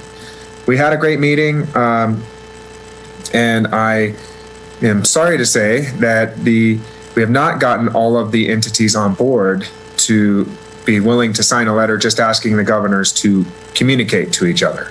I believe Mr. Ashton with El Dorado County, who took the lead, and I give him a lot of credit for organizing that, is providing his board with the same update at their meeting today, and is recommending that we not forward a letter, because by not forwarding a letter with all agencies signed, it just kind of has not as much meaning behind it. So there's an update as to where we're at with that coordinating effort. On a positive note, I will say that there's some good momentum in the basin that the city is participating in, and that has to do with partnering with financial efforts. We're using some of our CARES money to participate in a marketing campaign. Councilmember Middlebrook is working on that and has some updates that I would greatly love to hear from him. He's been participating with the regional partners on what kind of campaign efforts are being made. Yeah, so a couple weeks ago, the North Lake Tahoe Visitors Association in Placer County launched a series of videos with local influencers, Olympic athletes, are the Tahoe celebrities, and really about wearing a mask and why they wear a mask and encouraging other people to wear a mask when they're visiting Truckee, North Shore. And it was really kind of focused among their celebrities, their locals, but we really were inspired by that idea on South Shore. So we reached out to Lake Tahoe Visitors Authority, El Dorado County, Douglas County, the city, and our partners to come up with our own campaign video, and can we help push this mask message more and more. So we've been working, we're extremely lucky to be working with Corey Rich and his team at Novus Select. They're a global production company that is based on ski runs. So really those folks that are those remote workers are already working here. Their team is turning around very quickly and actually is going to start filming tomorrow. So they're going to be filming over the next 3 days, Wednesday, Thursday, Friday, and creating 5 different PSA mask videos that demonstrate different activities in Tahoe: hiking, boating, going to a restaurant, going to the beach, and really demonstrating proper mask wearing, wear a mask, really highlight that message. They're also doing one down at a winery on the West Slope for El Dorado County, and really this message around wear a mask. COVID's not on vacation. COVID doesn't take a break. Just because you are doesn't mean you can let your guard down. And we're really hoping, and then the LTVA has really stepped up and they've agreed to use their marketing channels and their social media channels to really spread and push that message. So we'll be able to really highlight that. And I think with the given increase in cases and us flirting with the edge of the monitoring list, that this mask message is extremely important right now for keeping our local businesses open and keeping our community members safe. Yeah, that's huge. Thank you for taking the lead on that, Mr. Middlebrook. Mr. Mayor, I just wanted to ask Ms. Lane if she had any comments to add on my report on our communication efforts we had with the regional partners. Thank you, Mr. Irvin. I think all I would add to that is that the meeting that we had initially to see if there was support for a basin-wide kind of, I should say this differently, if there was support between the 4 counties and the city to ask the governors to work together on policy that was basin-wide. And initially, we received very good support for that. As Mr. Irvin mentioned, El Dorado County stepped up and took the lead on drafting a letter that would go to both Governor Sisolak and Governor Newsom. And it was with the actual language in the letter that we had pushback from both Douglas County and Placer County. So it was unfortunate that we weren't able to make that work, because I really think that it could have been a precursor to so many more things that we should be doing basin-wide and not separately. But it was disappointing that we weren't able to make that work. But such it is. This is where we are. And it was a good effort. Hopefully there will be other topics where we will be able to work together collectively and basin-wide. Mr. Mayor, I would also like to add that we did roll out our ambassador program. Chris Fiore, communications manager in the city manager's office here, has been working diligently to sign people up. And you should start seeing more and more out there volunteering who are equipped with proper PPE, have face masks and flyers that they can hand out to those who are in need of a face mask or want information on how to be safe when visiting. Great. Thank you. Any other clarifying questions from council before we go to public comment? No? Okay. That's my good check. Let's move to public comment. Thank you, Mayor. Yeah, we'll open up our email and phone lines for our Zoom meeting for anyone who would like to make public comment. If you'd like to email a public comment, I can read it into the record. And that's at publiccomment@cityofslt.us. If you would like to call in, you can call 530-542-6500. Enter meeting IDs 9477, 9424, 137, and press star 9 to raise your hand. I see that we do have Mr. Frederick again to make comment. Mr. Frederick, are you there? Yes. You have 3 minutes with council. Go ahead. All right, great. I wanted to thank Brooke Lane and Joe Irvin for engaging the other partners in an attempt to have a unified message. And just to connect to the earlier presentation of Dr. Cutler, I would add that I'm a parent of an incoming 9th grader who is, of course, very excited to start high school and all the opportunities there. But I think it's pretty clear that the community spread of COVID now is a direct line between that and the distance learning requirement that will likely be triggered by state guidelines. So I just want to underscore that we're making choices right now every day that kind of the level of tourism and the density in many of our indoor spaces is greater than I've ever seen in my time in Tahoe. And I think You certainly can't do it alone in one jurisdiction. So trying to engage the others to say, if we care about our kids going to school in the fall, if we care about keeping our hospital capacity sufficient to deal with the spread of COVID, we have to be serious about maximizing public health practices, looking at where we have capacity and where we don't, where we need to dial back, over visitation that's leading to community spread. So I just want to say, let's think about the impact of the current situation on our kids in the fall and on public health. And I just encourage you to take as strong as measures as possible within your authority and to coordinate with other jurisdictions to make sure that these kind of choices are on the table. Thank you. Thank you very much. All right, is there anyone else from the public who would like to make comments?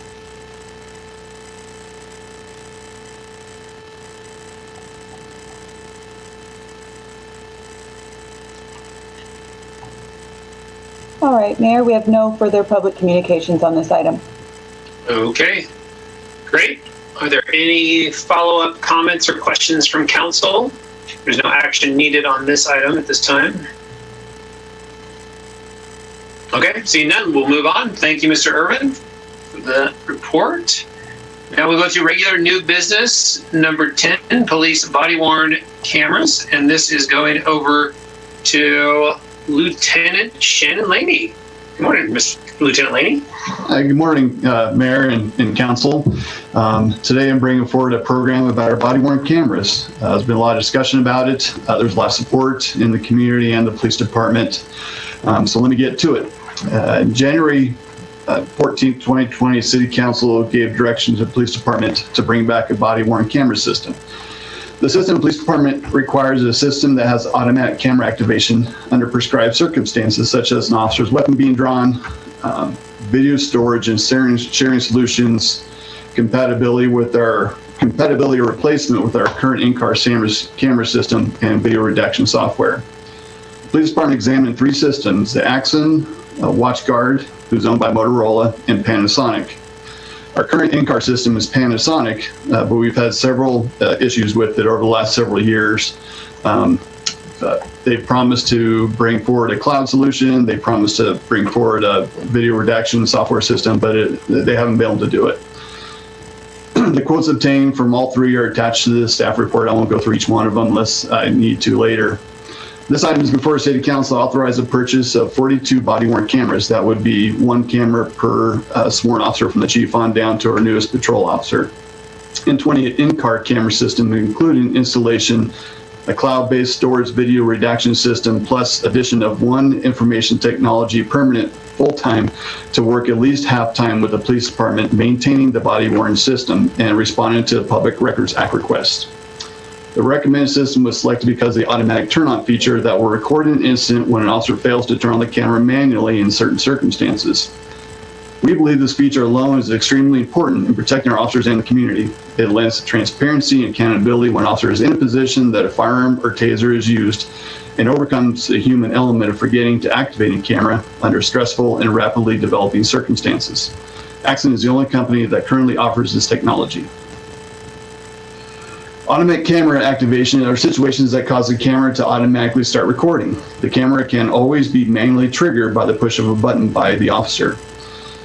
But the one requirement of automatic activation by the police department feels is the utmost importance and ability to have the camera auto-activate under pre-programmed circumstances. Axon is the only manufacturer who has this technology to address all the scenarios listed below. The triggers that we're looking for is emergency lights in the patrol car and collision activation. All 3 manufacturers do offer this. That's if an officer is driving code 3, turns on his overhead lights, does a traffic stop, or is involved in a traffic collision. It automatically records and goes back in time to a buffer of at least 30 seconds, if not longer, if we select it. The 2 that only Axon offers, one is a weapon activation. When an officer draws his firearm from his holster, it activates the camera. If he's synced with his patrol car, it'll also turn on his patrol car camera. If an officer turns on his taser, that will also activate both cameras. The second one is proximity.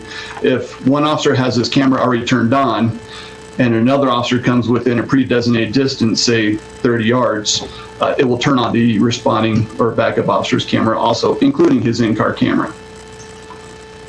This is an important option to capture many different angles from a scene. I think all of us have probably seen the officer-involved shootings where all you see is the back of an officer's hands because of video placement of where the camera is on their chest.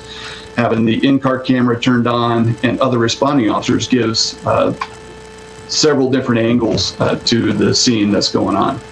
And again, Axon's the only one that offers this. Axon offers a no questions asked replacement policy that will ship out a new camera if one is damaged. Also with this program, we get all new body cameras at years 2.5 and 5 of the 5-year program. They are the only manufacturer that offers this.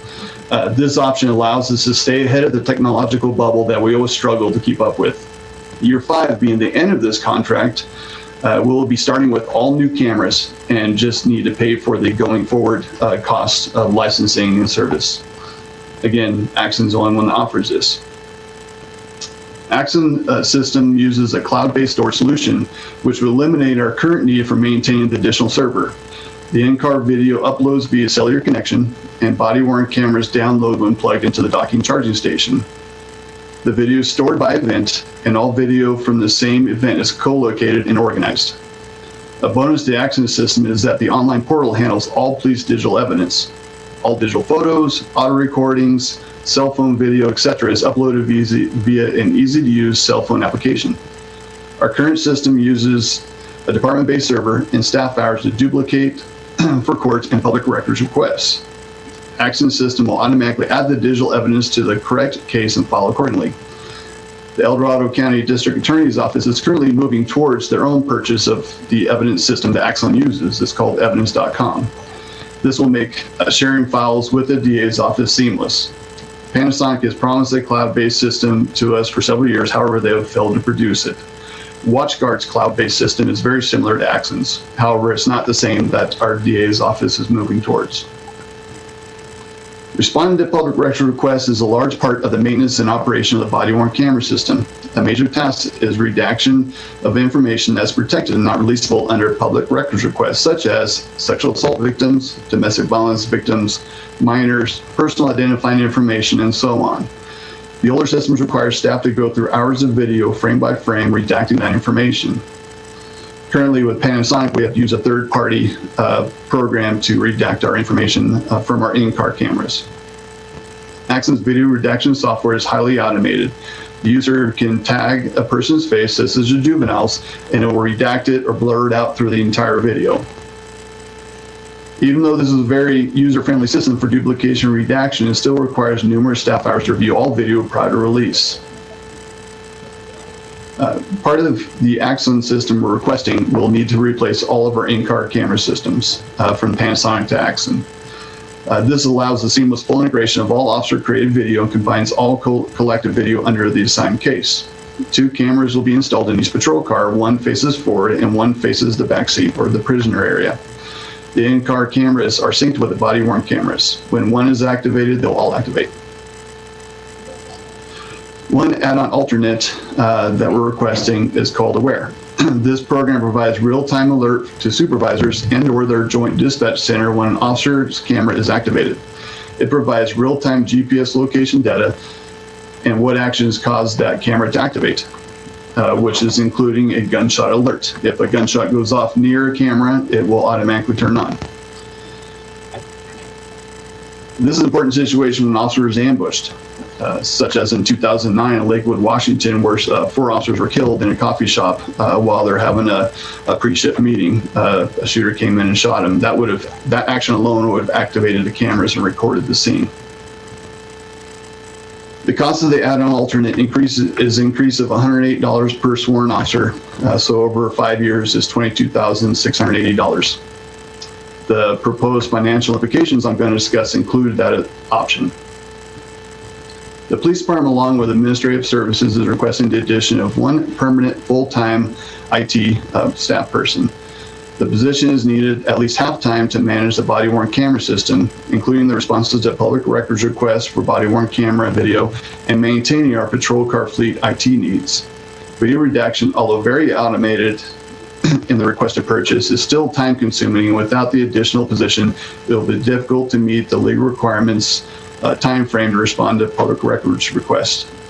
The current staffing of the police department is inadequate to meet the needs of the body-worn camera program creates and all the technology associated with it. When these systems fail, as technology often does, the department needs an IT person who is well trained and able to respond.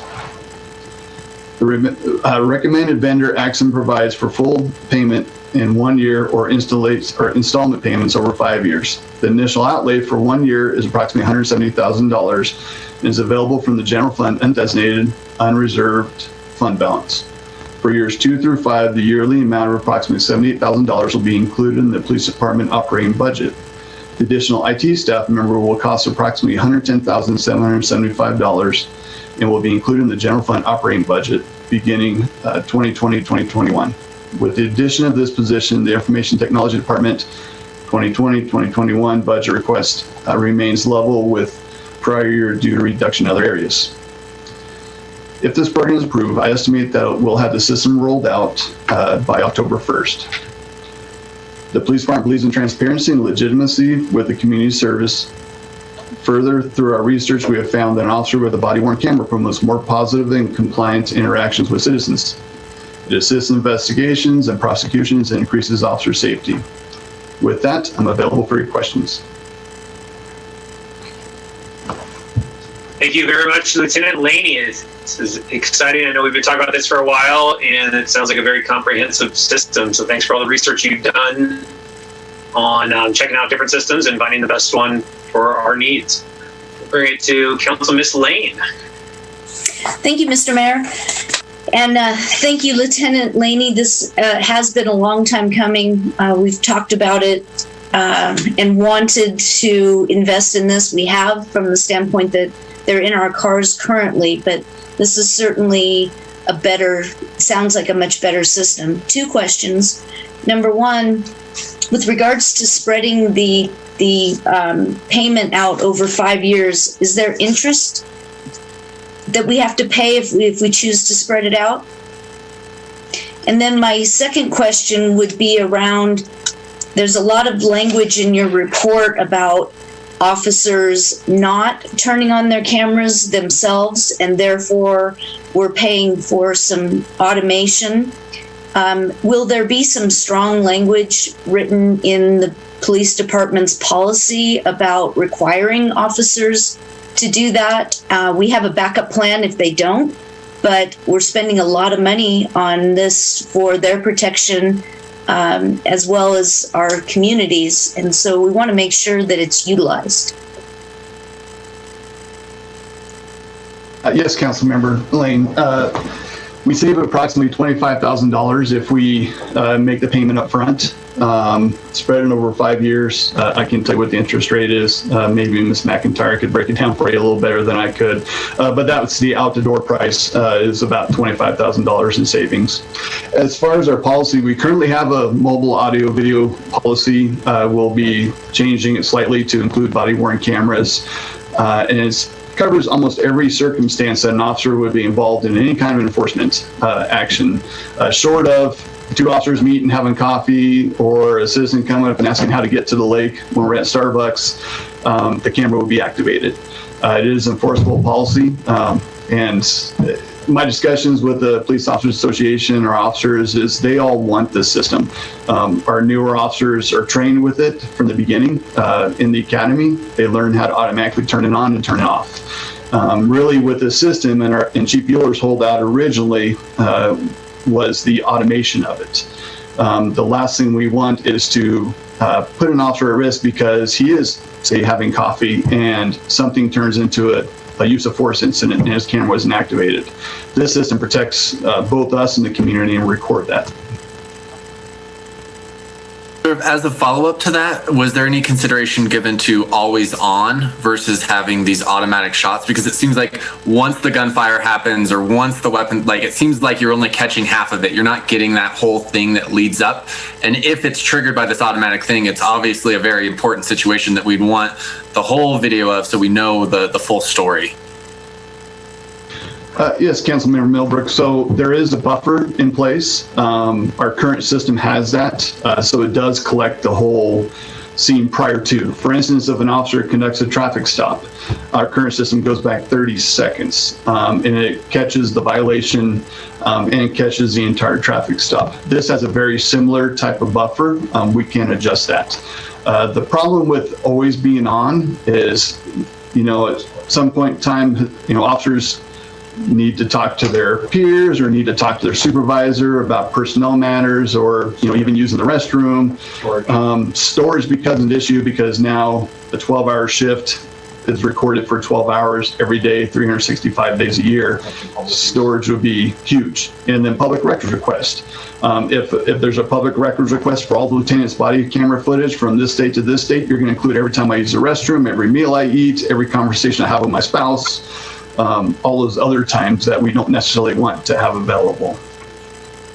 Yeah, I understand that. I think, obviously some members of the community, I think will potentially view that as not having that transparency. I would say it seems like some of these systems, I like the add-on feature where when a gunshot's detected, it has the GPS and can connect. Is there any sort of feature with this or any of the other companies that dispatch when an officer's out on a call, it can display whether or not his camera's on and that's something dispatch could remotely turn on for an officer?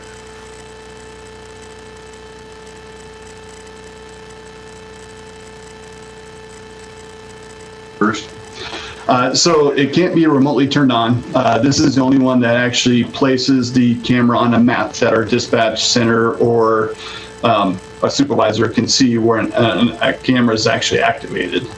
But there isn't one that somebody can remotely turn on their camera. And there is another add-on, which we didn't quote out because we didn't find much use for it, but there is an add-on that Axon offers that we can look at in future years where dispatch can actually look through an officer's camera if it's activated. Great. And then, final question with that add-on of the GPS location, given our cell service and problems with GPS locally, do you see utility in that? Can that overcome some of the gaps in the current communication system, the radios, or is it kind of going to have those same blind spots that we currently have? So the radio is still going to have the same issues. I can't communicate through my camera with dispatch center, but what it does offer is if I'm not responding, say I get involved in a situation and I'm unable to answer my radio, at least they'll have a GPS location where I'm at. Through AT&T and FirstNet, we get priority over cell service, so this is part of that program. Okay, Ms. Wallace. Thank you, Lieutenant Laney. This is an excellent presentation, and I'm very excited for both the safety of the public, but also the safety of our officers. I think that this is a really important program. Sort of following up on Mr. Middlebrook's comment on cell service, you indicated in your presentation that the information will download via cell service. Do you anticipate any issues with spotty cell service with being able to download, or does it download when you, I believe there was a presentation prior to this one where it downloaded as you entered into the police station facility. Is that still the case, or is it uploading or downloading, I'm not sure of the correct term, while you're out in the community? So to include that option in Axon, it was about $16,000 a year. The only one that actually uploads via cellular service is our in-car cameras, and it will be stored in the cars. If for some reason our cell towers go down and they're unable to download, they can always be downloaded later. And they'll be buffered in there. The body-worn cameras themselves don't download via that same cellular signal. It downloads to the station when I bring it and plug it into a docking station. And again, with FirstNet, we have certain guarantees that if all of our towers happen to go down, say a major wildland fire, they will respond up with temporary towers that we can use.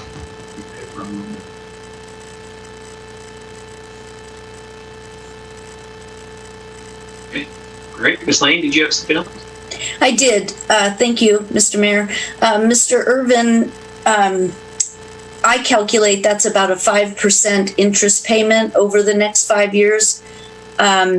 Was there consideration to whether or not we would be able to afford to buy this package up front? And I recognize that 5% is, kind of in the middle of the road. It's not cheap. It's not the most expensive I've seen, but was there some determination as to why we couldn't afford to maybe just pay for this and save that money going forward? Yeah, I believe the main reason was given our COVID-19 financial outlook and moving forward, trying to minimize any additional impact and strain on our undesignated, unallocated fund balance reserve. We wanted to try to spread out the expense over the years to not dip into that as much as we needed to or could do to fund this all at once. Therefore, making sure we have some buffer as we finish out the rest of this fiscal year and start to build our budget for next year. That was the rationale. And what is the current balance in the undesignated, unreserved?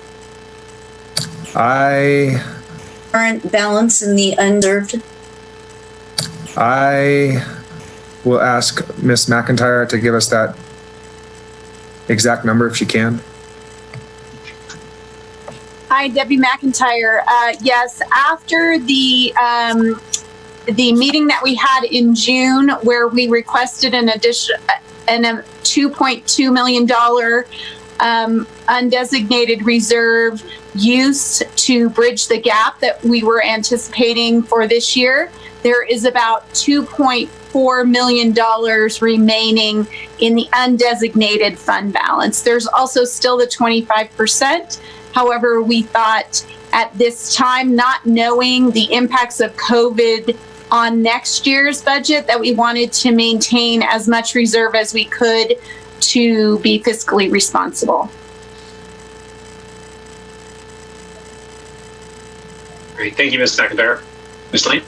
Well, and I think that can kind of go either way. If we're expecting a lot of problems moving forward, which is the angle that the city has taken, then not spending more money than we need to on equipment is a good position as well. It's something for the council to consider. Great points, Ms. Lane. Thank you. All right, Mr. Baston, so we can't see you. Do you have any?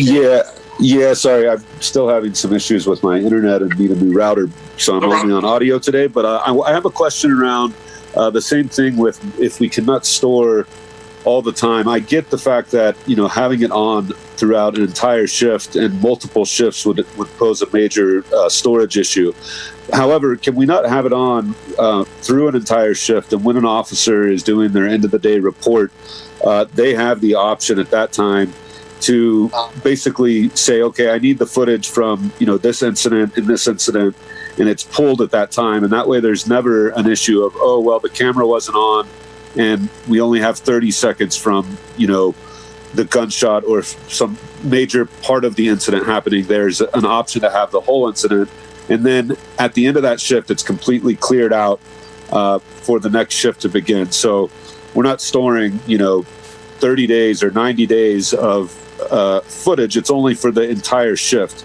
And then there's clear policy written around how the officer's report is done and the allotment that they need to save from that shift, if you get what I'm saying. So yes, we are recording an entire 12-hour shift, but at the end of that shift, it's able to be basically re-recorded over for the next shift, but they can pull out what they need to, if you get what I'm saying. So it's not based on a 30-second, it's basically not based on anything that they ever need to turn on and off. It's just all that whole shift is recorded every time.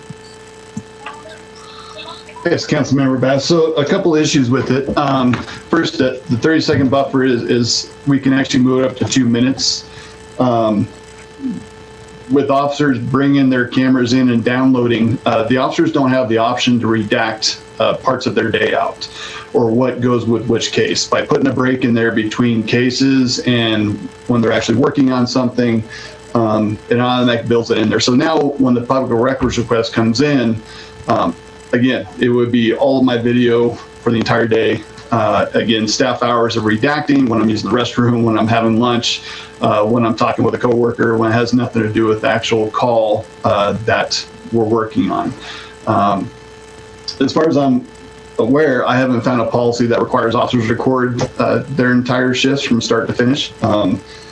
Those are just a couple of the issues that I come up with, but storage again would still be an issue because we don't give the officers the opportunity or the ability to delete information off their recorded video. And again, that goes back to transparency. You would have this very similar issue that if I allowed officers to say, I'm going to delete this and this and this from a recording, now, well, what else did you delete? As opposed to, I went to a call for service. I came into back a canine officer who had deployed his canine. His camera was on. Mine automatically turned on when I came in, and we recorded the incident from as many angles as we could. I hope that answered all your questions there, Councilmember Bass. I was trying to write down as quick as I could. Excuse me, Mr. Mayor. Yes, Ms. Trout. Just one further point of clarification on that. In addition to some of the difficulties that Lieutenant Laney mentioned with, it would be troublesome to allow officers to redact their own footage. There is a requirement in the government code that we retain all video surveillance footage for 1 year. So we can't just go in and delete it daily. So once we've recorded it, we do have an obligation to retain it for a year. Oh, okay, that's good to know. Thank you, Ms. Stroud. So the other question I would have is that, why couldn't we move it up to 2 minutes? Is there an issue there, or is there more cost associated to that? I can jump on. There's no reason why we couldn't. We just have our set to 30 seconds, but we could easily move it to 2 minutes. I don't think anybody would have any heartburn with that. I think 2 minutes is very reasonable as far as collecting information prior to an incident occurring. Okay, great. And then my other question is with regards to the IT position. Is there a reason that we can't build that into our current IT department and add a position with somebody trained? That way, when they're not working on body cameras, they can also work on the city's IT, issues that we have throughout the whole organization. This is Debbie. Yeah, that's actually what we intended on doing. The person would be in the IT department.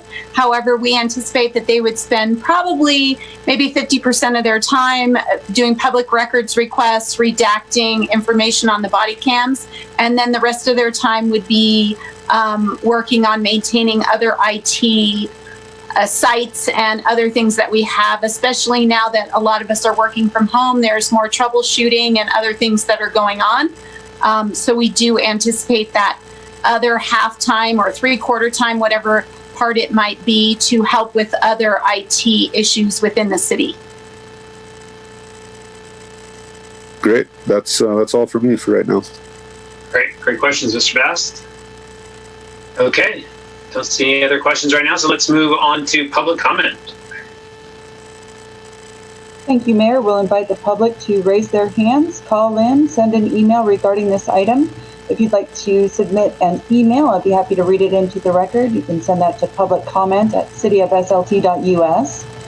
If you would like to call in to make a public comment, you may call 530-542-6500, enter in meeting ID 9477-9424-137 and press star 9 to raise your hand.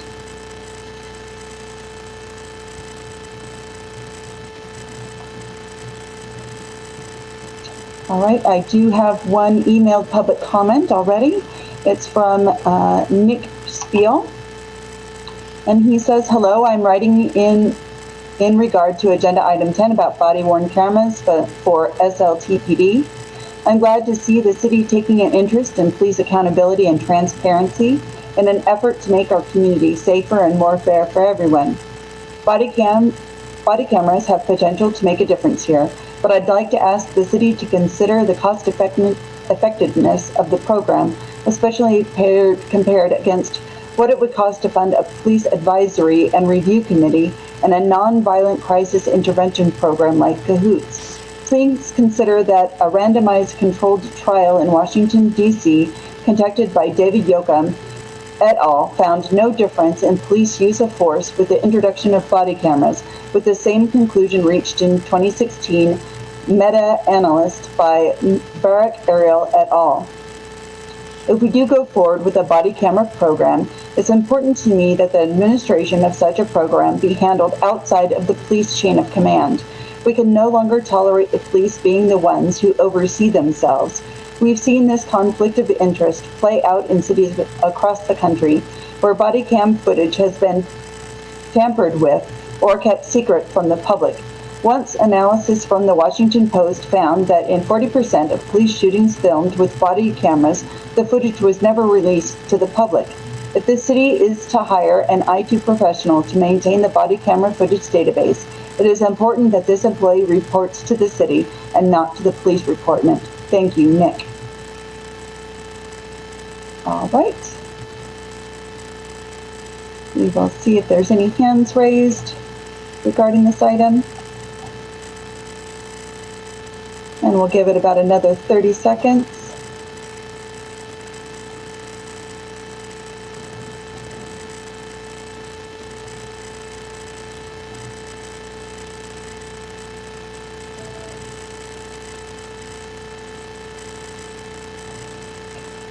All right, we do have a hand raised. Mr. Dylan Hughes, are you there? Yes, hello.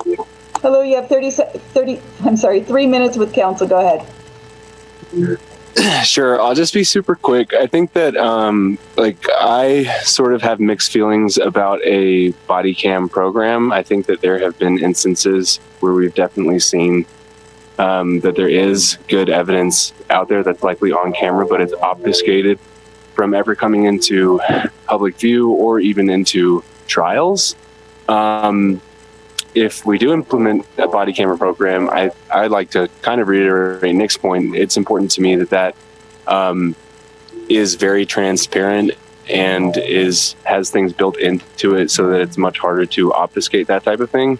For example, I know that some body cam program options have automatic triggers, and that might be a good thing. I understand those options are more expensive, but if procedurally there's an ability to obfuscate that as evidence, then it's not really, it becomes useless. So that's really all I have to say. Thank you.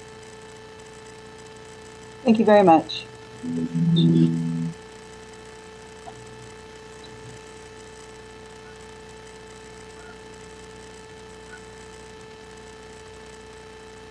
All right, Mayor, I see no further hands raised.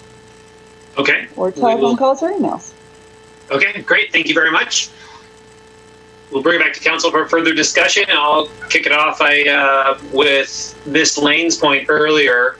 I like the idea of saving the money if we have it now and we know we're going to be spending it, or when funds are questionable what's going to be happening. So it does seem like it could, to me, it seems like prudent use of money at this point in time and just making the investment.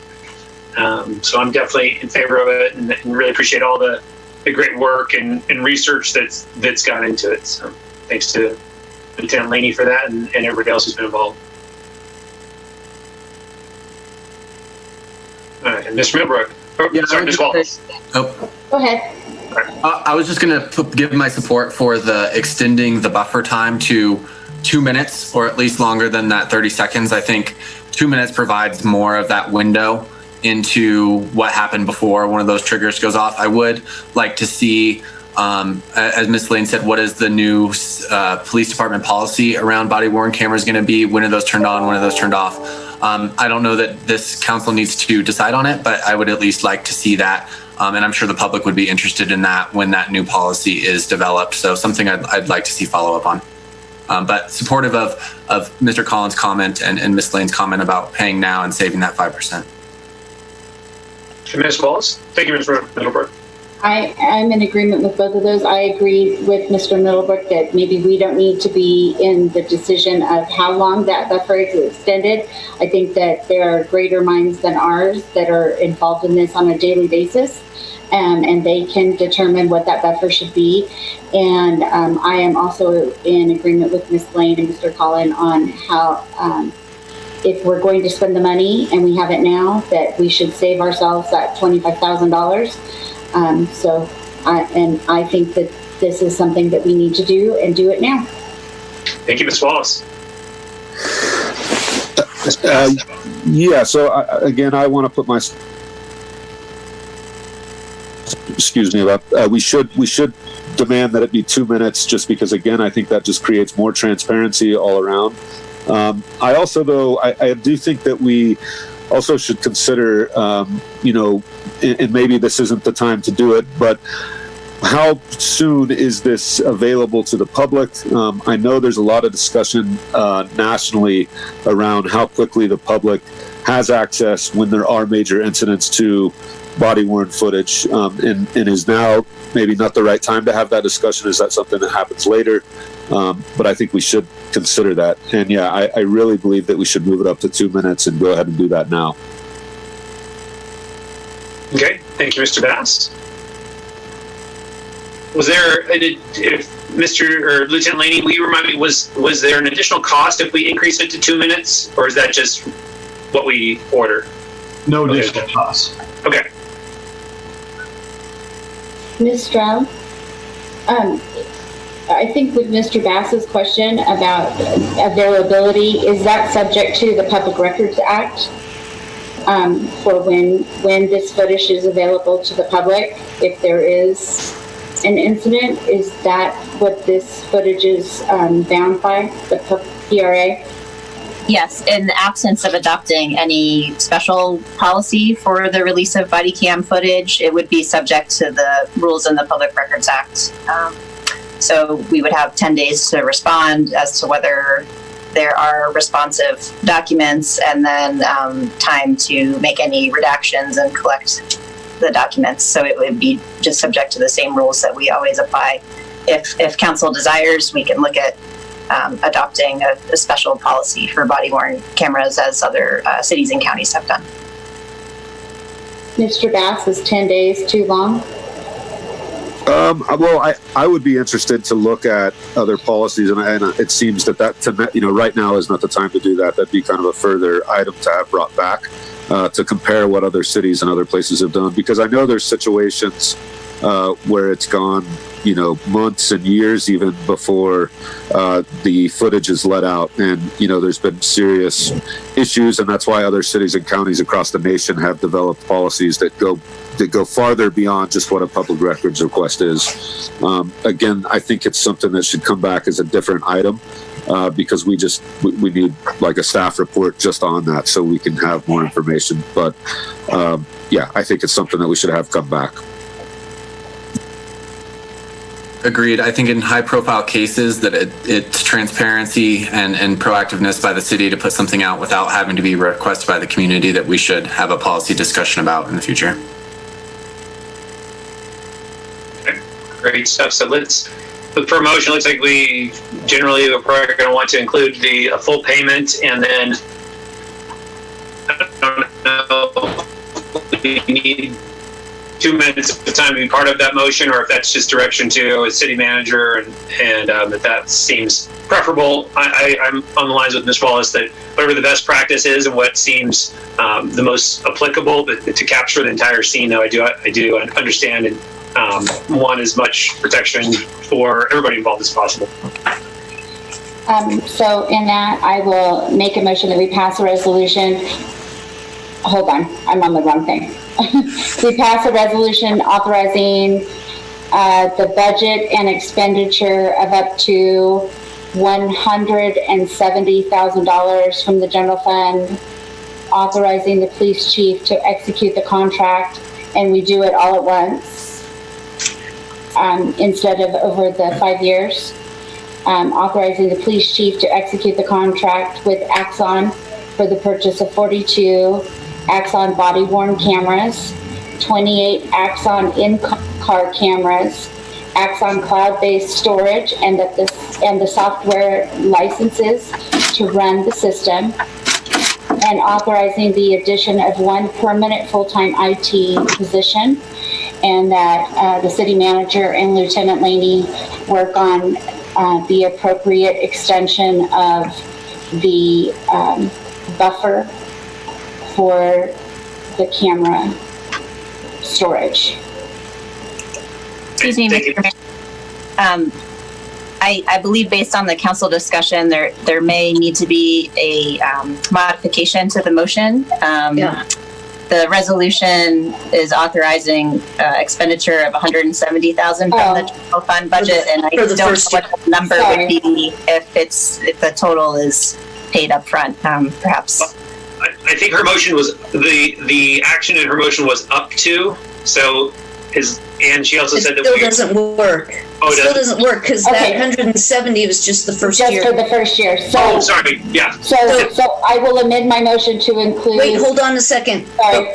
I think we need to get some clarification as to what that amount is. There is a summary of payments in the middle of the Axon report that cites $445,000 and some change.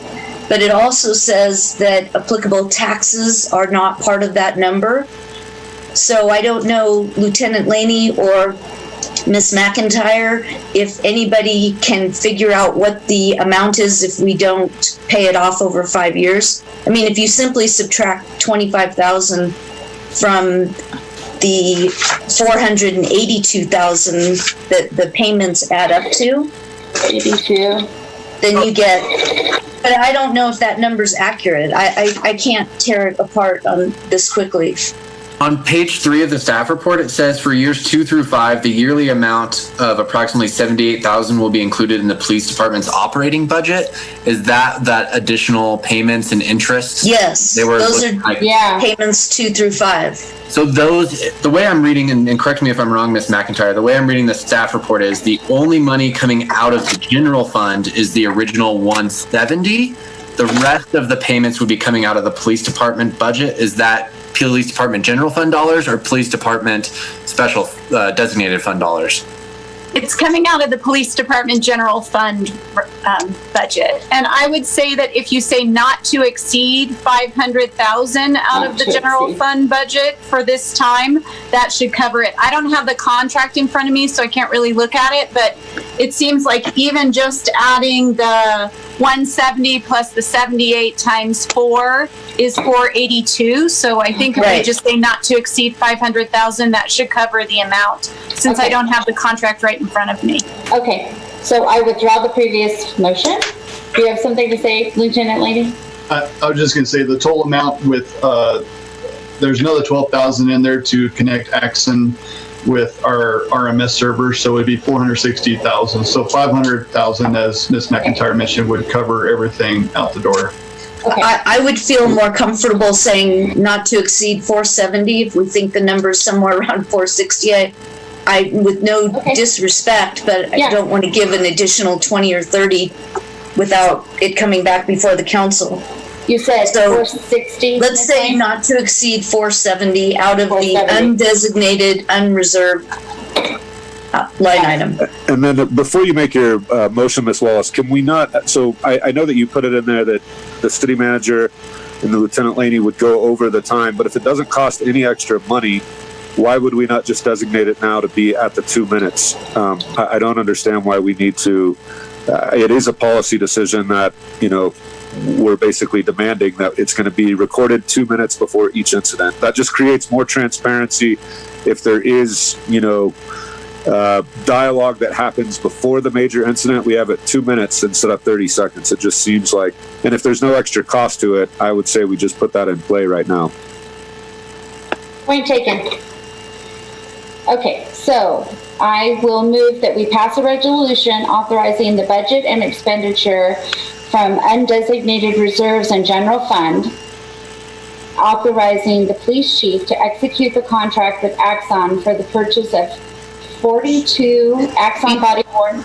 Before you read all of that again, you didn't put the dollar amount in there. Thank you. So do you want to do it? Can we just, let's just really simplify it. How about if we say we'll move to authorize the budget and expenditures not to exceed $470,000 from the general fund for the purchase of body-worn cameras and additional equipment from Axon. Second. Well, do you want to add the additional codicils? Not right now. That was my motion. So we have a motion, and did you second that, Ms. Wallace? I seconded it. And the only comment I'll make is I think Mr. Bass' point or his concern is that we're going to want to see this entire policy document because this is just the purchase. So right. I think that's. I would like to see that come back as an entire package. I would like to talk about Mr. Bass's concern in addition to talking about, do we have a community-based committee that oversees some of this? You know, we can bring in, and we'll want to see that policy on what the body-worn cameras policy says. We could bring it all that back into a discussion at once. Yeah, so I agree. I think the entire council will be interested in having that policy discussion. So, Mr. Bass, I think that'll be the most appropriate time to ensure that that is a part of that. Okay, yeah, I'm fine with that. I guess my only question would be, does that not need to be ordered up front with Axon, or can that option be changed after the order is put in place? That was my question. And also, I would just want to make sure that the direction is given that the policy come back before the cameras are put into place. So it's probably something that needs to come back on an agenda within the next meeting or two, I would think. Yeah, and I think because there's no additional cost, I'm confident that Mr. Irwin and Lieutenant Laney will make sure that that option is in the purchase price, or is in the purchase options. And not to interrupt, Mayor, I'm sorry, but can you please include in the resolution, the approval of the resolution, that there'll be a hiring of one IT position also, just to include it in the. Yes, got it. I would amend the motion to add also authorizing the addition of one permanent full-time IT position. Seconded. Thank you, Ms. McIntyre. Okay, so we have an amended motion and a second. Any further discussion? I would just add, when we bring back the policy discussion, for me, it'd be helpful to know in terms of if a police officer doesn't turn on his cam or it gets triggered, or there's something that doesn't get recorded, where does the liability or proof of burden fall on the city? If an officer is found to be intentionally turning his camera off, what's that policy? So that's something I'd like included in that policy, but supportive of all that was heard today. And I think to your point, just real Brooke and to Mr. Bass, is about the policy. We can start having this policy discussion. I mean, it's going to take a little while to get all the equipment and have it implemented. So I think we've got some time to work on that. Okay, let's vote. Councilmember Bass. Aye. Councilmember Lane. Aye. Councilmember Middlebrook. Aye. Mayor Pro Tem Wallace. Aye. Mayor Collin. Aye. That motion unanimously carries. Okay. Great. Thank you very much. We want to take a break. Yeah. You guys want to take long enough to get a little food, or just a little bio break? A little longer would be great. 10 minutes long enough, or we're going to go 15? 15. Okay. We'll take a 15-minute break, and then we'll come back and we'll just head to the finish line. So we'll resume at 11:45.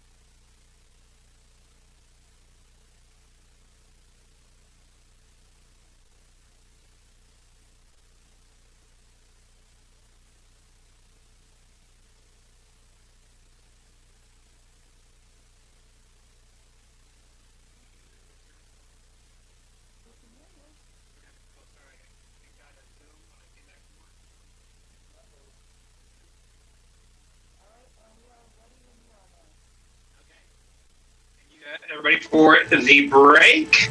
Let's move on to item number 11, confirmation of amended emergency order number 3. I think we'll turn this over to Ms. Stroud.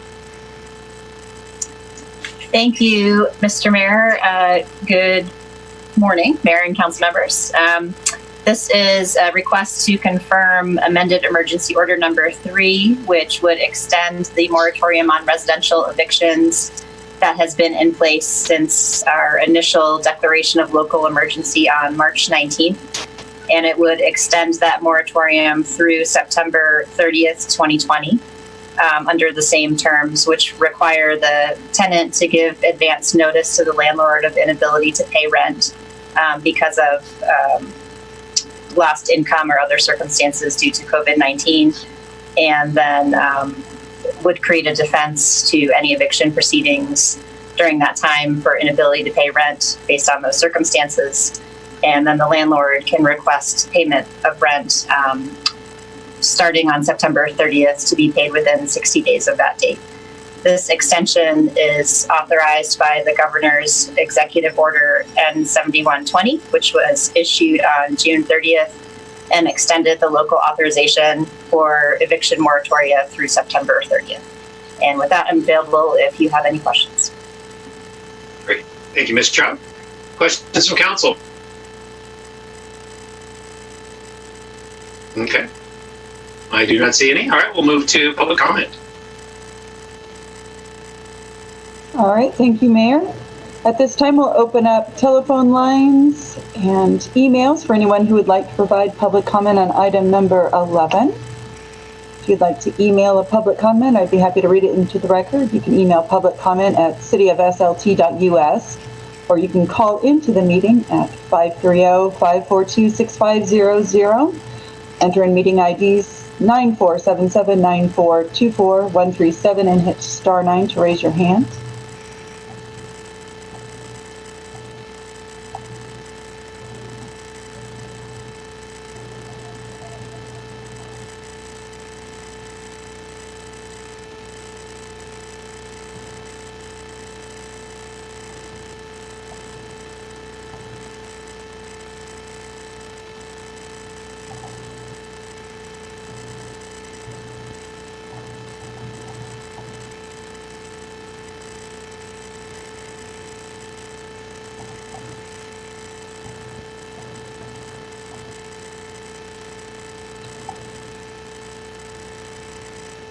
All right, Mayor, I've received no public communications on this item.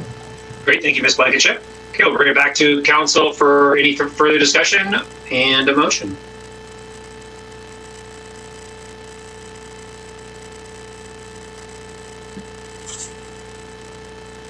Mr. Mayor, I would move Lane looked like she was reaching. We got you now. You froze Okay. for a second. Cool.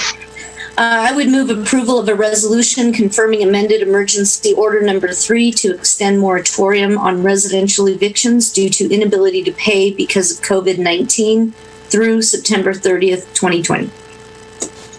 We have a motion. We have a second. And we have a second for Mr. Bass. Any further discussion?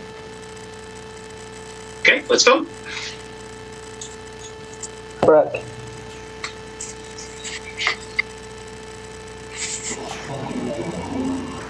Nope. Councilmember Middlebrook? Aye. Thank you. Councilmember Lane? Aye. Councilmember Bass? Aye. Mayor Pro Tem Wallace? Aye. Mayor Collin? Aye. That motion unanimously carries. Great, thank you very much. Okay, item number 12, agreement for architectural and engineering design services for the rec center. And I believe we're turning this over to Mr. Marino. Good morning, Mr. Mayor, Council. For the record, Jim Marino, Public Works Department Capital Improvements Manager. And before you today, we are pleased to bring forward a staff recommendation to award a professional services agreement to JK Architecture and Engineering out of Tahoe City, California, in the amount of $2,535,000. Let me look here real quick. 080 for architectural design and engineering services for the city's new recreation center. And what I'd like to do is just briefly go through the process of how we got to where we are right now. And then if you have any questions, I'd be happy to answer them. And I would also let you know that I have the consultant on my speakerphone here in the office if we have any pertinent questions for the consultant, okay? Pursuant to City Council's direction in February for staff to move forward with soliciting requests for qualifications for design consultant services, staff released an RFQ document on March 3rd, 2020. 95 architectural and engineering firms licensed to do the work downloaded the documents. Out of those 95 firms, we received 16 statements of qualifications, which is pretty darn good. That's a good turnout. We received those on April 16th, 2020. We did extend the deadline due to COVID for the receipt of these. So final receipt of the documents were April 16th, 2020. So as you can imagine, each document 60 pages long, statement of qualifications. So it took our internal review team some time to go through them all. And after evaluation, we selected 3 firms for final interviews. Those 3 firms were Perkins and Will, who was the previous architect on the project, JK Architecture and Engineering, who we're discussing today, and the Populous Group. On June 18th, 2020, staff held interviews with the 3 finalists. They were virtual interviews, such as we're doing today. 45-minute presentation and question and answer mode. And out of that process, staff selected JK Architectural and Engineering out of Tahoe City, California. It was a very close interview process between Perkins and Will and JK Architecture. JK Architecture seemed to have a better grasp on the proposed project moving forward. In other words, the parallel work with the 56-acre master plan, the possible siting of the recreation center in a new location, and some other elements. They had a better grasp than that than some of the other consultants we interviewed. So pursuant to the selection of JK Architecture as the top candidate, staff then created a proposed scope of work for the rec center, which defined in better detail the scope of work of taking the architectural and engineering services from basically preliminary planning all the way through to bid phase and pre-construction development. We then asked JK Architectural and Engineering to submit a scope of work cost proposal based on our scope of work submitted. We received that after a couple negotiations. Essentially what we did was we wound up adding some extra work to the scope of proposal because our city staff would have had to do them anyway. So we would have paid for them anyway, and we felt it was better to roll it up into the professional services agreement, so it's one-stop shopping, essentially. The total cost for the work is $2,535,080, which roughly represents about 10% of construction costs of the project. So the A&E proposal is right in line with averages out there in the market. There are no environmental considerations to take place today. By approving this professional services agreement, we are not acknowledging CEQA, we are not approving CEQA or any other type of environmental document. We are authorizing the work to commence on those items. And the project aligns with all policy currently in place, in particular Parks, Trails, and Recreation Master Plan.